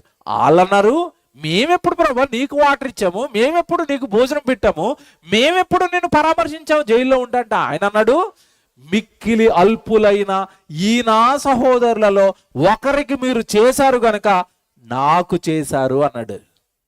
అంటే పరలోక రాజ్యాన్ని సంపాదించే భక్తి ఏంటి చెప్పండి? నేను చెప్పింది బైబిల్లో ఉంటుంది, మత్తయి సువార్త 25వ అధ్యాయం. అన్ని చూపిస్తే టైం అయిపోద్దని చెప్పుకుంటూ వెళ్తున్నాను. మత్తయి సువార్త 25:31 ఉంటది. పరలోక రాజ్యాన్ని సంపాదించుకున్న వాళ్ళు ఎందుకు పరలోక రాజ్యాన్ని సంపాదించుకున్నారో చెప్పాడు అక్కడ. మీరు నాకు చేశారు, మీరు నాకు ఆహారం పెట్టారు, మీరు నాకు దప్పికొన్నారు, మీరు నాకు బట్టలు ఇచ్చారు, మీరు నన్ను పరామర్శించారు. ఇవన్నీ మేము ఎప్పుడు చేసాం ప్రభు అంటే, నన్ను నమ్ముకున్న ఒక సహోదరుడికి మీరు చేశారు కనుక నాకు చేశారు అన్నాడు. అంటే ఇప్పుడు చెప్తే జాగ్రత్తగా వినండి, నా వైపు చూడండి. భక్తి అంటే నేను నమ్ముకున్నాను గుడికెళ్ళి వచ్చేస్తానని కాదు. నీ చుట్టూతా ఉన్న వాళ్ళు ఎలాంటి ఇబ్బందుల్లో ఉంటున్నారు? ప్రేమ. అవతల వాడిని పరామర్శించడానికి మన హృదయంలో ఏముండాలి? ప్రేమ. ఏమండి బైబిల్ అంతా ఒకటే చెప్తుంది. బైబిల్ మొత్తం దేవుడు రాయించి మనకి ఏం చెప్పాడంటే, బైబిల్ మొత్తం మీరు చదువుకోండి, ఆదికాండం నుంచి ప్రకటన గ్రంథం వరకు బైబిల్ మొత్తం ఏం చెప్తుంది అంటే రెండు విషయాలు చెప్తుంది. ఒకటి, నిన్ను వలె నీ పొరుగువాడిని ప్రేమించు. 2, నీ తండ్రి అయిన దేవుడిని నువ్వు ప్రేమించు. ఒకటి దేవుడిని ప్రేమించటం, 2 మనుషులు ప్రేమించడం. ఈ 2 చేయాలి. ఈ 2 చేయని వాడు ఎవడు కూడా భక్తిపరుడు కాదు. బైబిల్ అంత ఏం చెప్పింది? గలతీలకు రాసిన పత్రిక, గలతీ పత్రిక తీయండి అందరూ. అందరూ తీయండి. బైబిల్ మొత్తం నీకు ఏం చెప్తుందో చెప్తున్నాడు దేవుడు. గలతీయులకు రాసిన పత్రిక 5వ అధ్యాయము 14వ వచనం. గలతీ పత్రిక 5వ అధ్యాయం 14వ వచనం తీయండి అందరూ. గలతీయులకు రాసిన పత్రిక 5వ అధ్యాయం 14వ వచనం. ధర్మశాస్త్రం అంతయు బైబిల్ మొత్తం నీకు ఏం చెప్తుందంటే, ధర్మశాస్త్రం అంతయు నిన్ను వలె నీ పొరుగు వారిని ప్రేమించుము అన్న ఒక్క మాటలో సంపూర్ణమై ఉన్నది. ఏం చెప్తుందట బైబిల్ అంతా? నిన్ను వలె నీ పొరుగు వారిని ప్రేమించు. ఎవరు నిజం చెప్తారంటే మీరు బాధపడకూడదు, అర్థం చేసుకోవాలి. చాలామంది గుడికి వెళ్ళి వస్తారండి, గుడికి వెళ్తారు వస్తారు. ఆ గుడిలో నీతో పాటు ఆరాధన చేస్తున్న కుటుంబాల్లో ఏ కష్టాలు ఉన్నాయో మనకేమన్నా తెలుసా? తెలీదు. ఎందుకు తెలీదు మనకి? గుడికి వెళ్ళొస్తాం కానీ గుడిలో ఉన్న వాళ్ళు ఎవరిని పలకరిస్తారా? అక్క కుటుంబం ఎలా ఉంది, అంత క్షేమమేనా, ఏమైనా ఇరుకులు ఉన్నాయా, ఏమైనా ఇబ్బందులు ఉన్నాయా, నా కష్టాలు నీకు చెప్తాను, నీ కష్టాలు నాకు చెప్పు, నా గురించి మీరు ప్రార్థన చేయండి, మీ గురించి నేను ప్రార్థన చేస్తాను. ఇంత మంచి బంధం సంఘాలలో ఉన్న భక్తుల మధ్య ఉందా? అలా లేనప్పుడు అది భక్తా? నువ్వు సాటి సహోదరులు ఎవరిని పట్టించుకోకుండా చాలా మంది ఉంటారండి. ఆరాధనకి వెళ్తారు, వాక్యం చెప్పేసిన తర్వాత ఆరాధన అయిపోయిన తర్వాత సేవకుడి దగ్గరికి వెళ్ళి వందనాలు పాస్టర్ గారు, కనీసం ఆయన పలకరించి వందనాలు చెప్పి ప్రార్థన చేయించుకుని వెళ్ళే వాళ్ళు కూడా ఉండరండి. ఆరాధన అయిపోయిందంటే సినిమా వదిలేసినట్టే. థియేటర్లో చూడండి, శుభం కార్డు అడిపోగానే చివరోడు ఏమైపోతాడు? పరుగు ఇంకెళ్ళిపోతూ ఉంటాడు. ఒకటి తర్వాత ఒకటి మీద తొక్కేసుకుని పరిగెడతారు కదండి. సంఘాలు కూడా అలాగే ఉన్నాయి. ఆమేన్ అనగానే చివరోళ్ళు కనపడరు. ఇక పాస్టర్ గారు కళ్ళు తెరిచి ఆశీర్వాదం ఇచ్చి ఆమేన్ అనగానే చివరోళ్ళు ఉండరండి, వెళ్ళిపోయారు వాళ్ళు. అది భక్తి, అది సంఘవాది, అది దేవుని కుటుంబవాది. దిక్కులేని పిల్లలను, విధవరాండ్రను, వారి ఇబ్బందులలో నువ్వేం చేయాలి? పరామర్శించాలంటే కనీసం ఎవరి ఇబ్బందుల్లో ఉన్నాడో సంఘంలో ఏమి కనుక్కోకుండా, సంఘంలో ఎవరి ఇబ్బందుల్లో ఉన్నారో తెలుసుకోకుండా నీకు తోచింది వాళ్ళ ఇంటికి పట్టుకుని వెళ్ళు. మీ ఆస్తులు ఇచ్చేమని అడగడం లేదు. ఎవరో ఆర్థికంగా కుంగిపోయి ఉన్నారు, కిరాణా సరుకులు కొనుక్కోలేకపోతున్నారు. నిజం చెప్తున్నాడు, మా సంఘంలో ఇది చేస్తాం. ప్రసంగాలు నాకు చేసిన తర్వాత అర్థమైంది. మేము సంఘంగా ఒక 200 మంది ఉంటామండి. 200 మంది ఉన్నప్పుడు అందరూ చక్కగా కనుక్కుంటూ ఉంటారు. నాకు సహోదరులు ఉంటారు, వాళ్ళందరూ ఫోన్లు చేస్తూ ఉంటారు, ఎలాగున్నారని. మా దగ్గర ప్రతిరోజు కూడుకులు జరుగుతూ ఉంటాయి. ఎవరైనా రాలేదు అంటే ఎందుకు రాలేదు, ఆరాధనకి ఎవరైనా రాలేదు అంటే ఎందుకు రాలేదు కనుక్కుంటారు. కనుక్కున్న తర్వాత వాళ్ళ ఇంట్లో ఏదైనా ఇబ్బంది ఉందనుకోండి, తలోక 500 వేసుకుంటారండి ప్రతి కుటుంబం. అందరూ తలోక 500 డబ్బులు వేస్తారు. డబ్బులు వేసిన తర్వాత ఒక 7,000, 8,000, 9,000, 10,000 డబ్బులు వస్తాయి. ఆ డబ్బులు పట్టుకుని మాకు సూపర్ మార్కెట్లు ఉంటాయి, డీమార్ట్, అక్కడికి వెళ్ళిపోతారండి. మొత్తం బియ్యము, ఉప్పులు, పప్పులు అన్నీ కిరాణా ఒక 2 నెలలకు నెల రోజులకు సరిపడా ఉప్పులు, పప్పులు అన్నీ కొనేస్తారు. అలా కొంటున్న ప్రతిసారి నేను నా బాధ్యతగా నేను ఏం చేస్తానంటే, నాయన మీరు కిరాణా సరుకులు అన్నీ కొనండి, నేను ఒక్కడిని బియ్యం బ్యాగ్ కొంటాను, వాళ్ళకు సరుకులు కొంటారు. అవన్నీ పట్టుకుని ఇంటికి వెళ్తామండి, ఆ సహోదరుల ఇంటికి. అక్కడ వేస్తాం, వాళ్ళకి ప్రార్థన చేస్తాం, దేవాయిల్ని కరుణించిన దేవుడికి అప్పగిస్తాం ఆ కుటుంబాన్ని. మాకు తోచిన సహాయం మీకు ఇస్తున్నాం అంటాం. నిజంగా కుటుంబం ఎంత హ్యాపీగా ఉంటుందండి. మా సంఘం, మేము ఇబ్బందుల్లో ఉన్నామని మా సహోదరులు నన్ను ప్రేమించి వచ్చారు, సహాయం పట్టుకుని నా గురించి, మా కుటుంబం గురించి దేవుడికి ప్రార్థన చేస్తున్నారు అని ఎంత ధైర్యంగా ఉంటుందండి ఆ కుటుంబం. అలా నువ్వు చేయలేనప్పుడు నేను భక్తి చేస్తున్నానని చెప్పినా ఆ భక్తి ఏమవుతుందట? వృధా. భక్తిపరుడు ఏం చేయాలి అంటే, వారికున్న ఇరుకులలో, ఇబ్బందులలో వాళ్ళు నువ్వేం చేయాలి? వెళ్ళి పరామర్శించు. అంటే నీకున్న దాంట్లో దానం చేయగలిగిన గుణం ఉండాలి. దేవుడికి పెట్టాలి, నీ సహోదరులకి కూడా నువ్వు పెట్టాలి. ఇప్పుడు చెప్తాను, సంఘానికి వచ్చే వాళ్ళు పెట్టడానికి వస్తారా, లాగేసుకోవడానికి వస్తున్నారా?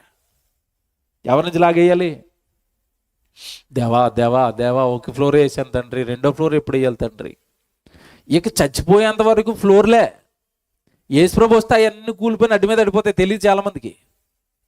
ఇప్పుడు నువ్వు 3 ఫ్లోర్లు బిల్డింగ్ వేసావండి, కింద ఫ్లోర్లో ఉన్నావు, 3 రోజుల తర్వాత యేసుప్రభు వచ్చాడు, ఆ ఫ్లోర్లన్నీ కూలిపోతాయా? కూలిపోయి ఎవరిని అడ్డు మీద పడతాయి? అడిగినవాడిని అడ్డు మీదే పడిపోతాయి. అంత మొత్తం ఆ బిల్డింగ్లో సమాధి అయిపోద్ది. అక్కడ ఎత్తుకోవాలి యేసుప్రభు ఎక్కడ ఉంది బాడీ అని.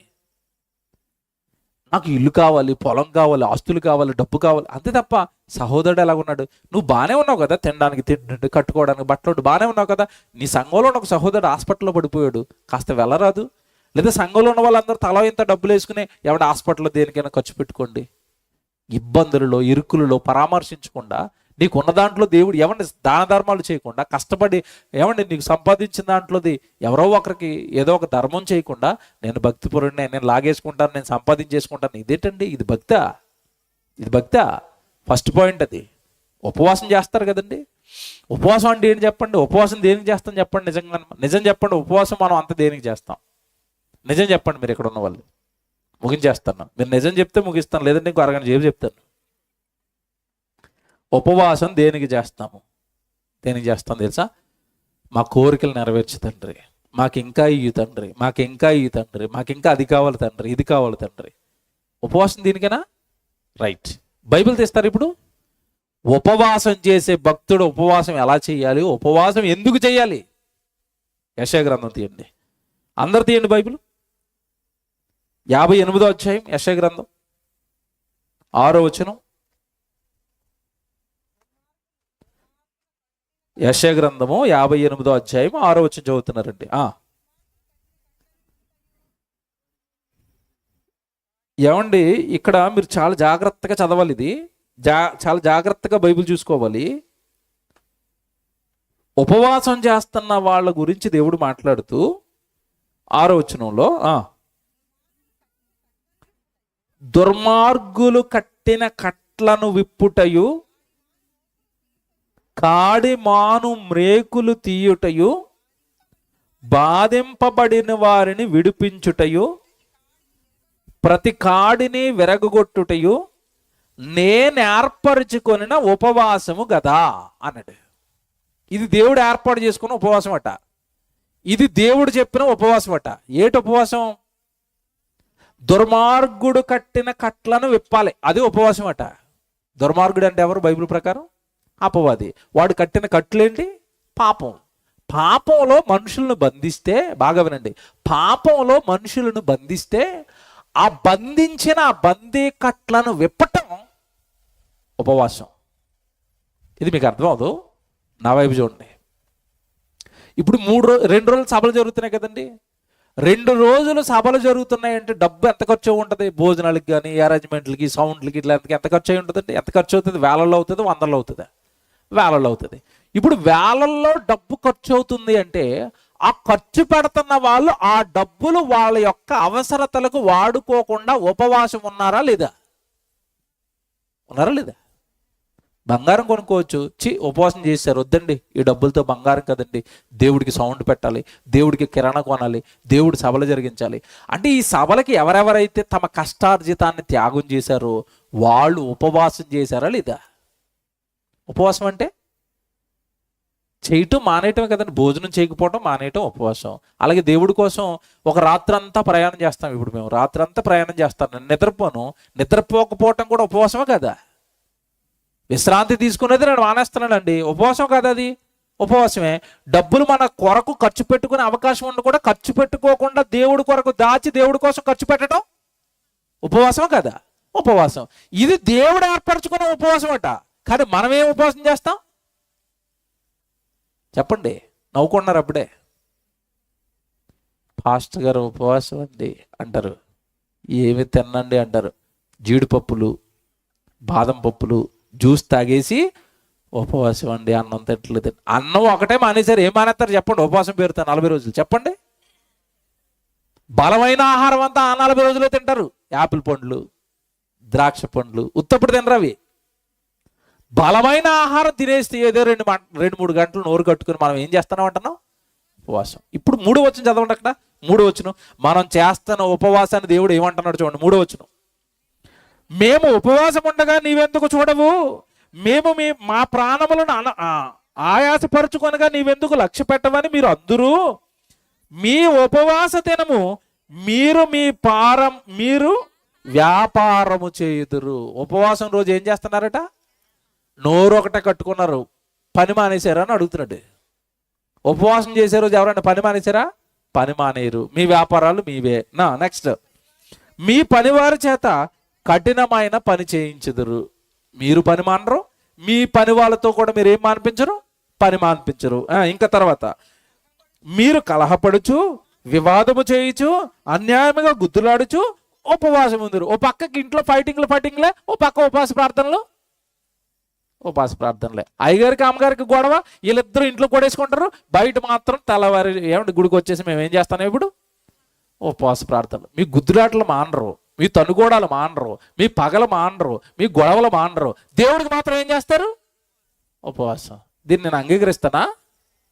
మీ గొడవలు, మీ ఫైటింగ్లు, మీ వ్యాపారాలు, మీ పనులు ఏమీ మానేయకుండా మేము భోజనం ఒకటి మానేసి ఉపవాసం చేస్తున్నామంటే అది ఉపవాసం అవుతుందా? తర్వాత మాట చూడండి, మీ కంట దాని పరమున వినబడినట్లుగా మీరు ఇప్పుడు ఉపవాసం ఉండరు. మీరు ఉపవాసం ఉండరు అన్నాడా? ఉన్నారు అన్నాడా? ఉండరు. తర్వాత, అట్టి ఉపవాసము నాకు అనుకూలమా? అట్టి ఉపవాసము నాకు అనుకూలమా? అది నేను చెప్పానా చేయమని?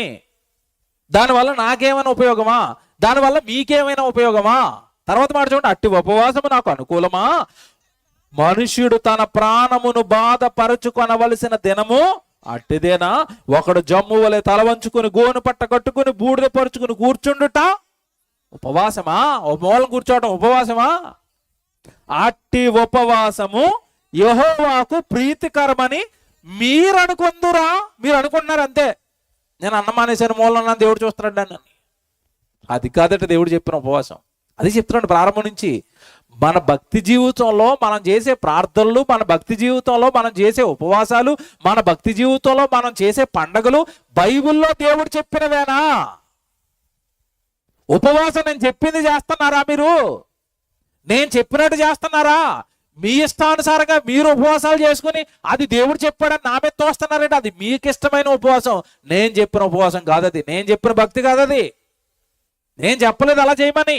ఒకవేళ నిజంగా మీరు ఉపవాసం ఉంటే ఇదిగో మీరు నోరు కట్టుకోండి, బాగా వినండి, మీ కడుపు కట్టుకోండి, మీ డబ్బులు దాయండి, మీ సుఖాలు, మీ సంతోషాలు, ఆనందాలు, వేలకు వేలు, వందలకు వందలు డబ్బులు వెచ్చించి చీరలు కొనుక్కుంటున్నారు, బట్టలు కొనుక్కుంటున్నారు, వస్తువులు కొనుక్కుంటున్నారు, మీ సుఖాలకి సంతోషాలకి వాడేస్తున్నారు కదా.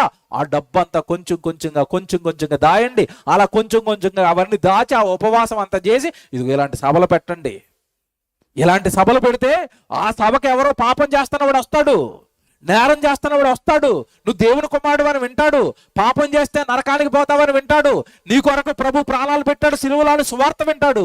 సువార్త విన్నవాడు తన పాపాన్ని విడిచిపెట్టి ప్రభులోనికి వస్తాడు. ఇది నేను చెప్పిన ఉపవాసం. అదే చెప్తున్నాడు కంటిన్యూషన్ లో. కింద చూడండి, ఇప్పుడు అర్థమవుతుంది మీకు కరెక్షన్. దుర్మార్గుడు కట్టిన కట్లను విప్పుటయు, కాడి మాను మేకులు తీయుటయు, బాధింపబడిన వారిని విడిపించుటయు, ప్రతి కాడిని విరగొట్టుటయు నేను ఏర్పరచుకున్న ఉపవాసము కదా. ఇది కదా నేను చెప్పాను.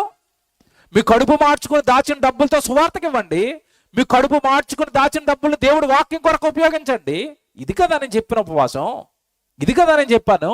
కింద చూడండి, తర్వాత వెంటనే, నీ ఆహారం ఆకలి కొనిన వారికి పెట్టకయు, నీ రక్త సంబంధికి ముఖము తప్పింపబడుటయు, దిక్కుమాలిన భేదలను నేంట చేర్చుకొనుటయు, వస్త్రహీనుడు నీకు కనబడినప్పుడు వానికి వస్త్రములు ఇచ్చుటయు, ఇది ఏ కదా నాకిష్టమైన ఉపవాసం.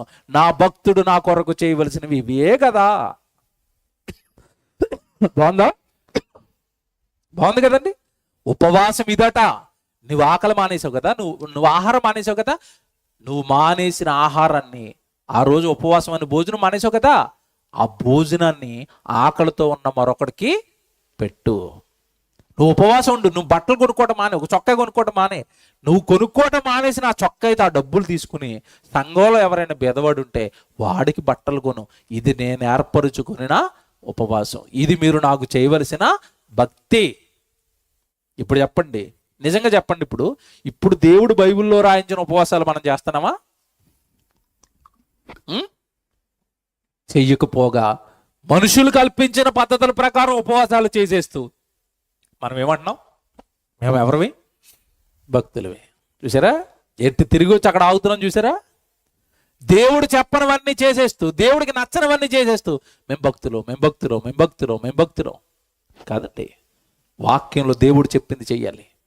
ఫస్ట్ పార్ట్ అయిందంతే నాకు అక్కడ. ఏంటి?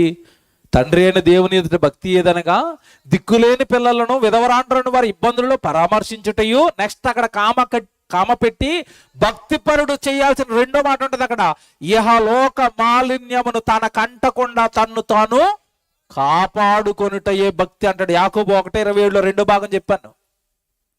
ఇహలోక మాలిన్యమును తన కంటకుండా తన్ను తాను ఏం చేయాలట? కాపాడుకోవాలి. వాడు భక్తుడు. ఈ లోకంలో ఉన్న పాపాలు, ఈ లోకంలో ఉన్న ఆశలు, ఈ లోకంలో ఉన్నవన్నీ కూడా తనకు అంటకుండా తను తాను కాపాడుకోవటం భక్తి. లోతు గారు వ్యభిచారుల మధ్యలో ఉన్నాడు. అందరూ వ్యభిచారం చేస్తున్నారు, అందరూ వ్యభిచారంలో కూరుకుపోయారు. వాళ్ళంతా వాళ్ళ మధ్యలోనే ఉన్నాడు లోతు.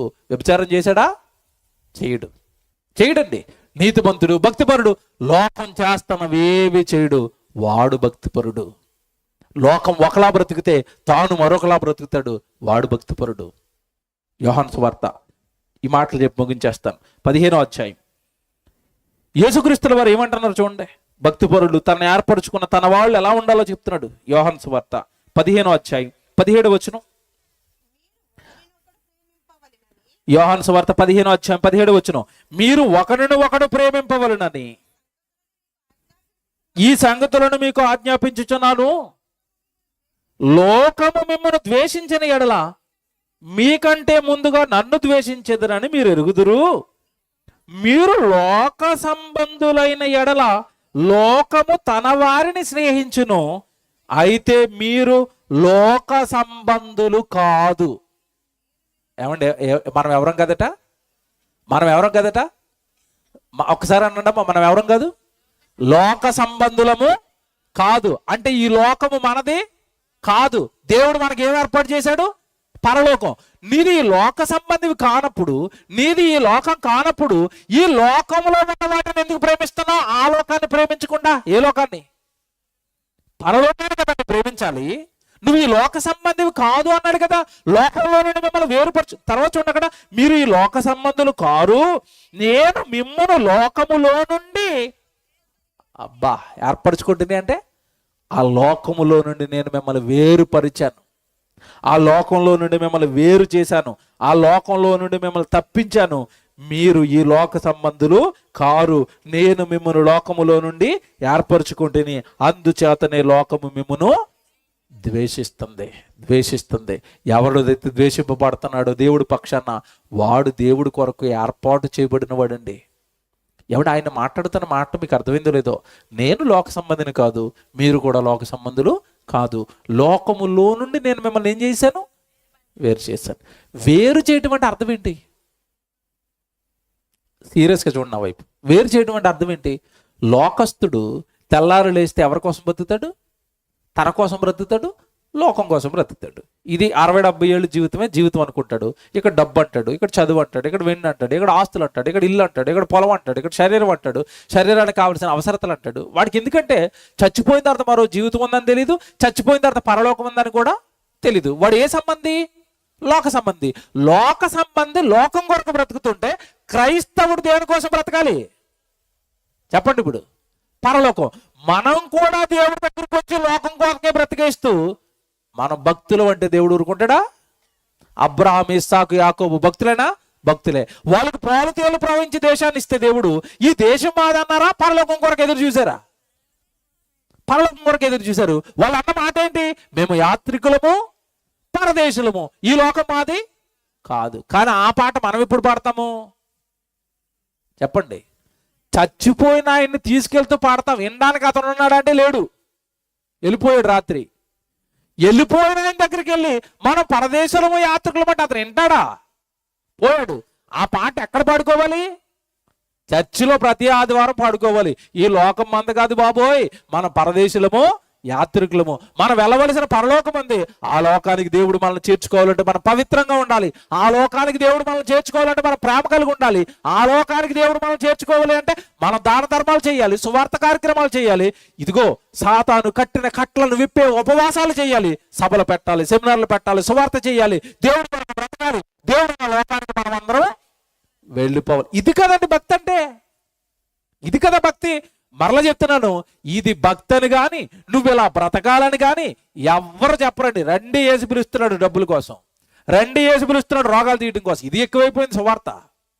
రక్షణ సువార్త లేదు, రాజ్యానికి నడిపించే సువార్త లేదు, ఆత్మలో రక్షించే సువార్త లేదు. రండి అది ఇస్తాడు, రండి ఇది ఇస్తాడు అంటే నీకు ఇంకా పరలోకం మీద ఆశ ఉంటుంది. ఆ యేసు దగ్గరికి వెళ్తే అయ్యి వస్తాయట. ఏదో గవర్నమెంట్లు ఎలక్షన్ ముందు ఫ్రీ పథకాలు ప్రకటించినట్లు, అంతే కదండి. మాకు ఓటేశారనుకో బస్సు ఫ్రీ, మాకు ఓటేశారనుకో చదువు ఫ్రీ, మాకు ఓటేశారనుకో వైద్యం ఫ్రీ అంటాడు. గుద్దిన తర్వాత నువ్వెవరో నాకు తెలియదు అంటాడు రాజకీయ నాయకులు. ఇప్పుడు ఇలాగే ఈ రోజు యేసుక్రీస్తుల వారి పేరట కూడా బోధకులు తాయిలలో ప్రకటిస్తున్నారు. యేసుప్రభు దగ్గరగా నీ అప్పులు తీరిపోతాయి, యేసుప్రభు దగ్గరగా నీ కుటుంబ సమస్యలు తీరిపోతాయి, యేసుప్రభు దగ్గరగా నీ కోటి సమస్య తీరిపోతాయి, యేసుప్రభు దగ్గరగా మా దగ్గర ఒకడు ఉన్నాడు, యేసుప్రభు దగ్గర జుట్టు రాలిపోతుందా జుట్టు వస్తుంది అంటున్నాడు. చూసారండి, పరలోక రాజ్యం ఈ రాజ్యం అంత కాదు, ఈ లోకం అంత కాదు. పరమేశ్వరము ఈ లోకంలోనే మీరు వేరవ్వండి, లోకం తన కోసం బ్రతుకుతుంది, మీరు నా కోసం బ్రతకండి, నేను వచ్చేస్తున్నాను రెండో రాకడలో మిమ్మల్ని ఆ రాజ్యాన్ని తీసుకెళ్ళిపోతాను. ఇది చెప్తున్నారండి. మీరు చెప్పండి, చెప్తున్నారా? చెప్పరండి. జాగ్రత్త, మీ ఆత్మలు జాగ్రత్త. మీ తండ్రి పరలోకం కట్టాడు, మీ కొరకు ఎదురు చూస్తున్నాడు. ఆ పరలోకానికి మిమ్మల్ని చేర్చాలని తన కొడుకుని సిలువలో బలేసుకుని ప్రాణం ఇచ్చి రక్తం ఇచ్చి మీ పాపాలను కడిగి మిమ్మల్ని పరిశుద్ధులు చేసి పరలోకం చేర్చడానికి బైబిల్ రాయిస్తే, పరలోకం చేర్చడానికి సిలువయాగం జరిగిస్తే, పరలోకం చేర్చడానికి బైబిల్ రాయిస్తే, ఆ బైబిల్ చేత పట్టుకుని లోకంలో నుండి వేరు చేయవలసిన వాళ్ళను తిరిగి తీసుకెళ్లి మళ్ళీ లోకంలో కలుపుతున్నారు సువార్తల పేరుతో, ప్రసంగాల పేరుతో. లోకంలో కలవకండి. లోకం నుంచి మనం ఏమవ్వాలి? వేరవ్వాలి. పరలోకం అందే, ఈ లోకం అంత కాదు. ఈ జీవితం శాశ్వతం కాదు. 60-70 ఏళ్ళ నుండి ఈ దేహం మట్టిలో కలిసిపోతే ఈ దేహానికి నువ్వు ఏది సంపాదించినా చిల్లి గవ్వ కూడా ఈ దేహం చచ్చిపోయిన తర్వాత పట్టుకెళ్తుందా? కార్లు సంపాదించారు, వదిలేదండి. బిల్డింగులు సంపాదించారు, వదిలేదండి. కోట్లు సంపాదించారు, భూమి మీద వదిలేశారా? పట్టుకెళ్ళారా? పట్టుకెళ్ళలేదు కదండి ఎవరు. అందరూ వదిలేశారు కదండి. వదిలేసే దానికోసం దేవుడి దగ్గరకు వస్తానంటే ఏంటి? ఆత్మను రక్షించుకోవడానికి రావాలి, పరలోకం సంపాదించడానికి రావాలి. మాకు చెప్పండి, నిజమైన భక్తి ఏంటో చెప్పండి. ఆ భక్తి మేము చేసేస్తామండి, మేము పరలోకం వెళ్ళిపోతామండి. నిజమైన విశ్వాసం ఏంటో మాకు చెప్పండి, ఆ విశ్వాసంలో ఉంటామండి. నిజమైన ప్రార్థన ఏంటో మాకు చెప్పండి, ఆ ప్రార్థన చేస్తామండి. నిజంగా దేవుడి కోసం ఎలా బ్రతకాలో చెప్పండి, అలా బ్రతికేస్తామండి. పరలోకం వెళ్ళిపోతామండి, పరలోకం వెళ్ళిపోతామండి. యేసుక్రీస్తు లోకానికి వచ్చాడు, తండ్రి కొరకు బ్రతికాడు, చనిపోయి ఎక్కడికి వెళ్ళిపోయాడు? పరలోకానికి. నీకు ఆయనే కదా మార్గం. మరి ఆయన మార్గం వేసిన తర్వాత కూడా లోకంలో ఉండిపోతూ నేను భక్తిపరుడిని అంటున్నావేంటి? లోకం కోసం బ్రతికేస్తూ భక్తిపరుడిని అంటున్నావేంటి? చల్లారు లేస్తే ఇల్లులు ఆస్తులు పొలాలంటూ నాది భక్తి అంటే నువ్వు లోక సంబంధి అంటాడు దేవుడు. నువ్వు లోక సంబంధివి. యోహాన్ గారు రాసిన మొదటి పత్రిక ఇంకా బాగా వివరించాడు చూడండి. అక్కడ ముగించేస్తాను. యోహాన్ గారు రాసిన మొదటి పత్రిక 4వ అధ్యాయము 20వ వచనం చూడండి. యోహాన్ గారు రాసిన మొదటి పత్రిక 4వ అధ్యాయం 20వ వచనం. ఎవడైనను నేను దేవుడిని ప్రేమించుచున్నానని చెప్పి, క్షమించండి, 4వ అధ్యాయం 5వ వచనం చదువుతున్నారా? 4వ అధ్యాయం 5వ వచనం. 4వ అధ్యాయం 5వ వచనం. 1 యోహాను 4:5. 1 యోహాను 4:5 బాగా చదవాలి. వారు లోక సంబంధులు గనుక లోక సంబంధులైనట్టు మాట్లాడతారు. ఇక్కడ ఆగండి. లోకంలో ఉన్న వారు ఏ సంబంధులట? లోక సంబంధులు. వారితో నువ్వు మాట్లాడుతున్నప్పుడు ఏ మాటలు మాట్లాడతారు వాళ్ళు? లోక సంబంధమైన. అక్క బంగారం తగ్గిందట అంటదే. ఆ మాటలు మనకి ఎలా ఉంటాయి? అవునా, నాకు తెలియదు అక్క, ఎప్పుడు తగ్గిపోయింది బంగారం రేటు అంటే, మొన్నే నేను అరకాసు కొనుక్కుని వచ్చానంటే ఇంతే. ఈవిడ ఇంటికి వెళ్తుందండి, ఇంక భర్త దగ్గర స్టార్ట్ చేస్తుంది. ఏంటి? బంగారం తగ్గిందట, ఎప్పుడు కొంటావు, చీరలు ఎప్పుడు కొంటావు, ఇల్లులు ఎప్పుడు కొంటావు, పొలాలు ఎప్పుడు కొంటావు. లోక సంబంధులు లోక సంబంధమైన వాటి గురించి మాట్లాడుకుంటారు. మనం దైవ సంబంధులు కదండి. మనం కలిస్తే ఏం మాట్లాడుకోవాలి? మనము దేవుని సంబంధులు. చూడండి, మనము దేవుని సంబంధులము కనుక దేవుడిని ఎరిగిన వాడు మన మాట వినును. నేను దేవుని సంబంధి కాని వాడు మన మాట వినడు. ఇందువలన మనము సత్యస్వరూపి అయిన ఆత్మ ఏదో, భ్రమపరుచు ఆత్మ ఏదో తెలుసుకుంటాం. ఎవడు మనం లోక సంబంధులుగా ఉండకూడదు, లోక సంబంధమైనవి మనం మాట్లాడకూడదు. మనది ఏ లోకం? పరలోకం. మీ ప్రభు ఎక్కడున్నాడు? ఇప్పుడు పరలోకంలో ఉన్నాడు. రెండో రాకడలో మిమ్మల్ని ఎక్కడ తీసుకెళ్ళడానికి వస్తాడు? పరలోకానికి. మరి లోకంలో ఏం చేస్తున్నారు మీరు? లోకంతో మీకేం పని? ఎవడైనాను, బైబిల్లో ఉంటుంది ఇక్కడే, మీరు మొదటి యోహానులో ఉన్నారు కదా, 2:15 చదవండి. 2:15 ఈ మొదటి యోహానులోనే 2:15 ఈ లోకమునైనను ఈ లోకములోనైనను ఉన్న వాటినైనను ప్రేమింపకుడి. ఈ లోకాన్ని ప్రేమించొద్దట, ఈ లోకంలో ఉన్న వాటిని కూడా మనం ప్రేమించొద్దట. ఎందుకంటే ఇవన్నీ అశాశ్వతం కదండి. ప్రేమింపకుడి. ఎవడైనను లోకము ప్రేమించిన ఎడల తండ్రి ప్రేమ వానిలో ఉండదు. ఎవడైనా నువ్వు లోకమును ప్రేమించిన ఎడల తండ్రి ప్రేమ వానిలో ఉండదు. దేన్ని ప్రేమించొద్దు అన్నాడు వాళ్ళని? లోకాన్ని. ఈ లోకాన్ని ప్రేమించొద్దు. ఏ లోకాన్ని ప్రేమిద్దాం? పరలోకాన్ని. మనం ఈ లోక సంబంధులము కాదు. కనుక లోకం కొరకు బ్రతుకుతూ నేను భక్తిపరుడిని అంటే, బైబిల్లో ఉన్న ఏ భక్తుడు ఈ లోకం కోసం బ్రతకలేదు. బ్రతికాడా? అబ్రాహాము, ఇస్సాకు, యాకోబులు ఈ లోకం కోసం బ్రతికారా? అపోస్తలులు వాళ్ళ ప్రాణాలు పెట్టారు, జైలుకి వెళ్ళిపోయారు, దెబ్బలు తిన్నారు. దేనికి? ఈ లోకం కోసమా? ఆస్తుల కోసమా? ఇల్లుల కోసమా? పొలాల కోసమా? దేనికి చెప్పండి? వాళ్ళ త్యాగాలు చేసింది పరలోకం కావాలి మాకు. పౌలు గారు తన జీవితాన్ని అంతా పరంగా పెట్టాడు. ఆస్తి వద్దు అనుకున్నాడు, పెళ్ళొద్దు అనుకున్నాడు, పిల్లలొద్దు అనుకున్నాడు, గ్రామాన్ని తిరిగాడు, సువార్త సువార్త సువార్త అనుకుని ఎన్నో శ్రమలు పడ్డాడు మహానుభావుడు. దేనికి? లోకాన్ని సంపాదించడానిక? లోకంలో తనకున్న ఆస్తిని ఏమన్నాడు తెలుసండి? తనకున్న ఆస్తిని అంతా అక్కడ పెట్టేసి ఏమన్నాడు తెలుసా? నేను నాకున్న ఆస్తిని పెంటగాను నష్టముగాను ఎంచుకొనిచున్నాను. నాకు ఎలాగైనా సరే మృతుల్లో నుండి ఏం కలగాలి తెలుసా? పునరుత్థానం కలగాలి, నేను తిరిగి లేవాలి, బ్రతకాలి, పరలోకం వెళ్ళిపోవాలి. అందుకు నేను ప్రభువుని నమ్మాను, అందుకు నేను ప్రభు కొరకు బ్రతుకుతున్నాను అన్నాడు. ఇవన్నీ బైబిల్లో పెట్టుకున్న క్రైస్తవుడు తిరిగి దేని చూస్తున్నాడు? వెళ్ళి లోకాన్ని చూస్తున్నాడు. లోకంలో చూస్తూ, లోకంలో బ్రతుకుతూ, ఏదో ఒక్కరోజు హాలిడే ఇచ్చాం లోకానికి. ఏ రోజు హాలిడే ఇచ్చాం చెప్పండి లోకానికి? లోకం కోసం బ్రతికేస్తూ లోకంలో బ్రతకడానికి ఒక రోజు సెలవు పెట్టాం. ఏ రోజు సెలవు పెట్టాం? ఆదివారం. అతి కష్టం మీద ఒక పూట సెలవు పెట్టాం. అది కూడా పూర్తిగా ఆదివారం అంతా గుళ్ళోనే ఉంటానని వాళ్ళు చేయతండి. పాస్టర్ గారు 10 సార్లు చేయాల మైక్లో, అమ్మా మీ పనులు ముగించుకొని రండి, మీ పనులు ముగించుకొని రండి, ఆరాధనకు టైం అయిపోయిందని. ఆయన 10 గంటల నుంచి ప్రారంభిస్తే పాటలు ఈవిడ అమ్మగారు 12 గంటలకి వెళ్తుంది. ఆయన మైక్లో పదే ఒకటి చెప్తాడు, పనులు ముగించుకొని రండి. ఎందుకంటే పని వదిలేసి రండి అంటే ఒకడు రాడు. అది కూడా తెలుసు ఆయనకి. అందుకే దయచేసి మీకు చెప్తున్నాను, రోజు ఉండే పనులే ముగించుకుని రండి అని 10 గంటల నుంచి ఘోష పెడితే ఎన్ని గంటలకు వస్తారు భక్తులు? 12 గంటలకి. 12 గంటలకు వచ్చి మళ్ళీ 1 గంటన్నరకు వదిలేలా. ఒక అరగంట సేపు ఎక్కువైతే కుదరదు. మనం కూడా ఎవరం ఇప్పుడు? భక్తులే. చూసారా? బైబిల్లో ఉన్న భక్తులు ఎలాగున్నారు, బైబిల్లో దేవుడు నమ్మునోళ్ళు ఎలాగున్నారు, నీ భక్తి ఎలాగుంది, నా భక్తి ఎలాగుంది, నువ్వు దేవుడికి ఇస్తున్న టైం ఎంత, నువ్వు దేవుడికి ఇస్తున్న విలువ ఎంత, నువ్వు దేవుడికి ఇస్తున్న నీ కష్టార్జితం ఎంత, నీ పేరట దేవుడికి ఏ కార్యక్రమాలు జరుగుతున్నాయి, జీవితాలను పణంగా పెట్టిన వాళ్ళు భక్తులు అవుతారు. లోకంలో బ్రతికేసి ఆదివారం ఏదో మొక్కుబడిగా దేవుడి దగ్గరికి వచ్చేసి నేను భక్తుడినే, నాకు పరలోకం అంటే ఎవరికి పరలోకం రాదు. మళ్ళీ చెప్తున్నాను, రాసి పెట్టుకోండి, నా మాట రికార్డ్ చేసి పెట్టుకోండి. దేవుడి కొరకు దేవుడు చెప్పినట్టుగా భక్తి చేసి బ్రతకకుండా, నీ బ్రతుకును దేవుడికి ఇవ్వకుండా, నీ వలన దేవుడికి కార్యక్రమాలు జరగకుండా, నీ వలన దేవుడికి పని జరగకుండా, నీ నుంచి నీ కుటుంబం నుండి దేవుడికి మహిమ రాకుండా, దేవుడికి మహిమ తెచ్చే కార్యక్రమాలు నువ్వు చేయకుండా, నేను ఆదివారం గుడికొచ్చేదో ఆచార భక్తి చేసి వెళ్ళిపోతాను, నాకు పరలోకం అంటే దేవుడు ఎవరికి పరలోకాన్ని ఇవ్వడు. జీతం ఎవరికి ఇస్తానన్నాడు? పరలోకం ఎవరికి ఇస్తానన్నాడు తెలుసా బైబిల్లో? రోమ 2:6 రాసుకోండి, తర్వాత చదువుకోండి, ఇంటికి వెళ్ళిన తర్వాత, టైం అయిపోయింది. రోమ 2:6 రాసుకోండి. వాని క్రియల చొప్పున వానికి ప్రతిఫలం ఇస్తును, జీతాన్ని ఇస్తాను. దేన్ని బట్టి ఇస్తాడట? వాని క్రియల చొప్పున. నీ జీవితంలో ఏ క్రియ చేసావు దేవుడికి? ప్రారంభంలో చెప్పాను, ఇక్కడ ఉన్న వాళ్ళలో పెద్దవాళ్ళు ఉంటారండి, చాలా వయసు వెళ్తే పాపం వాళ్ళ శరీరాలే వాళ్ళకి సహకరించవు.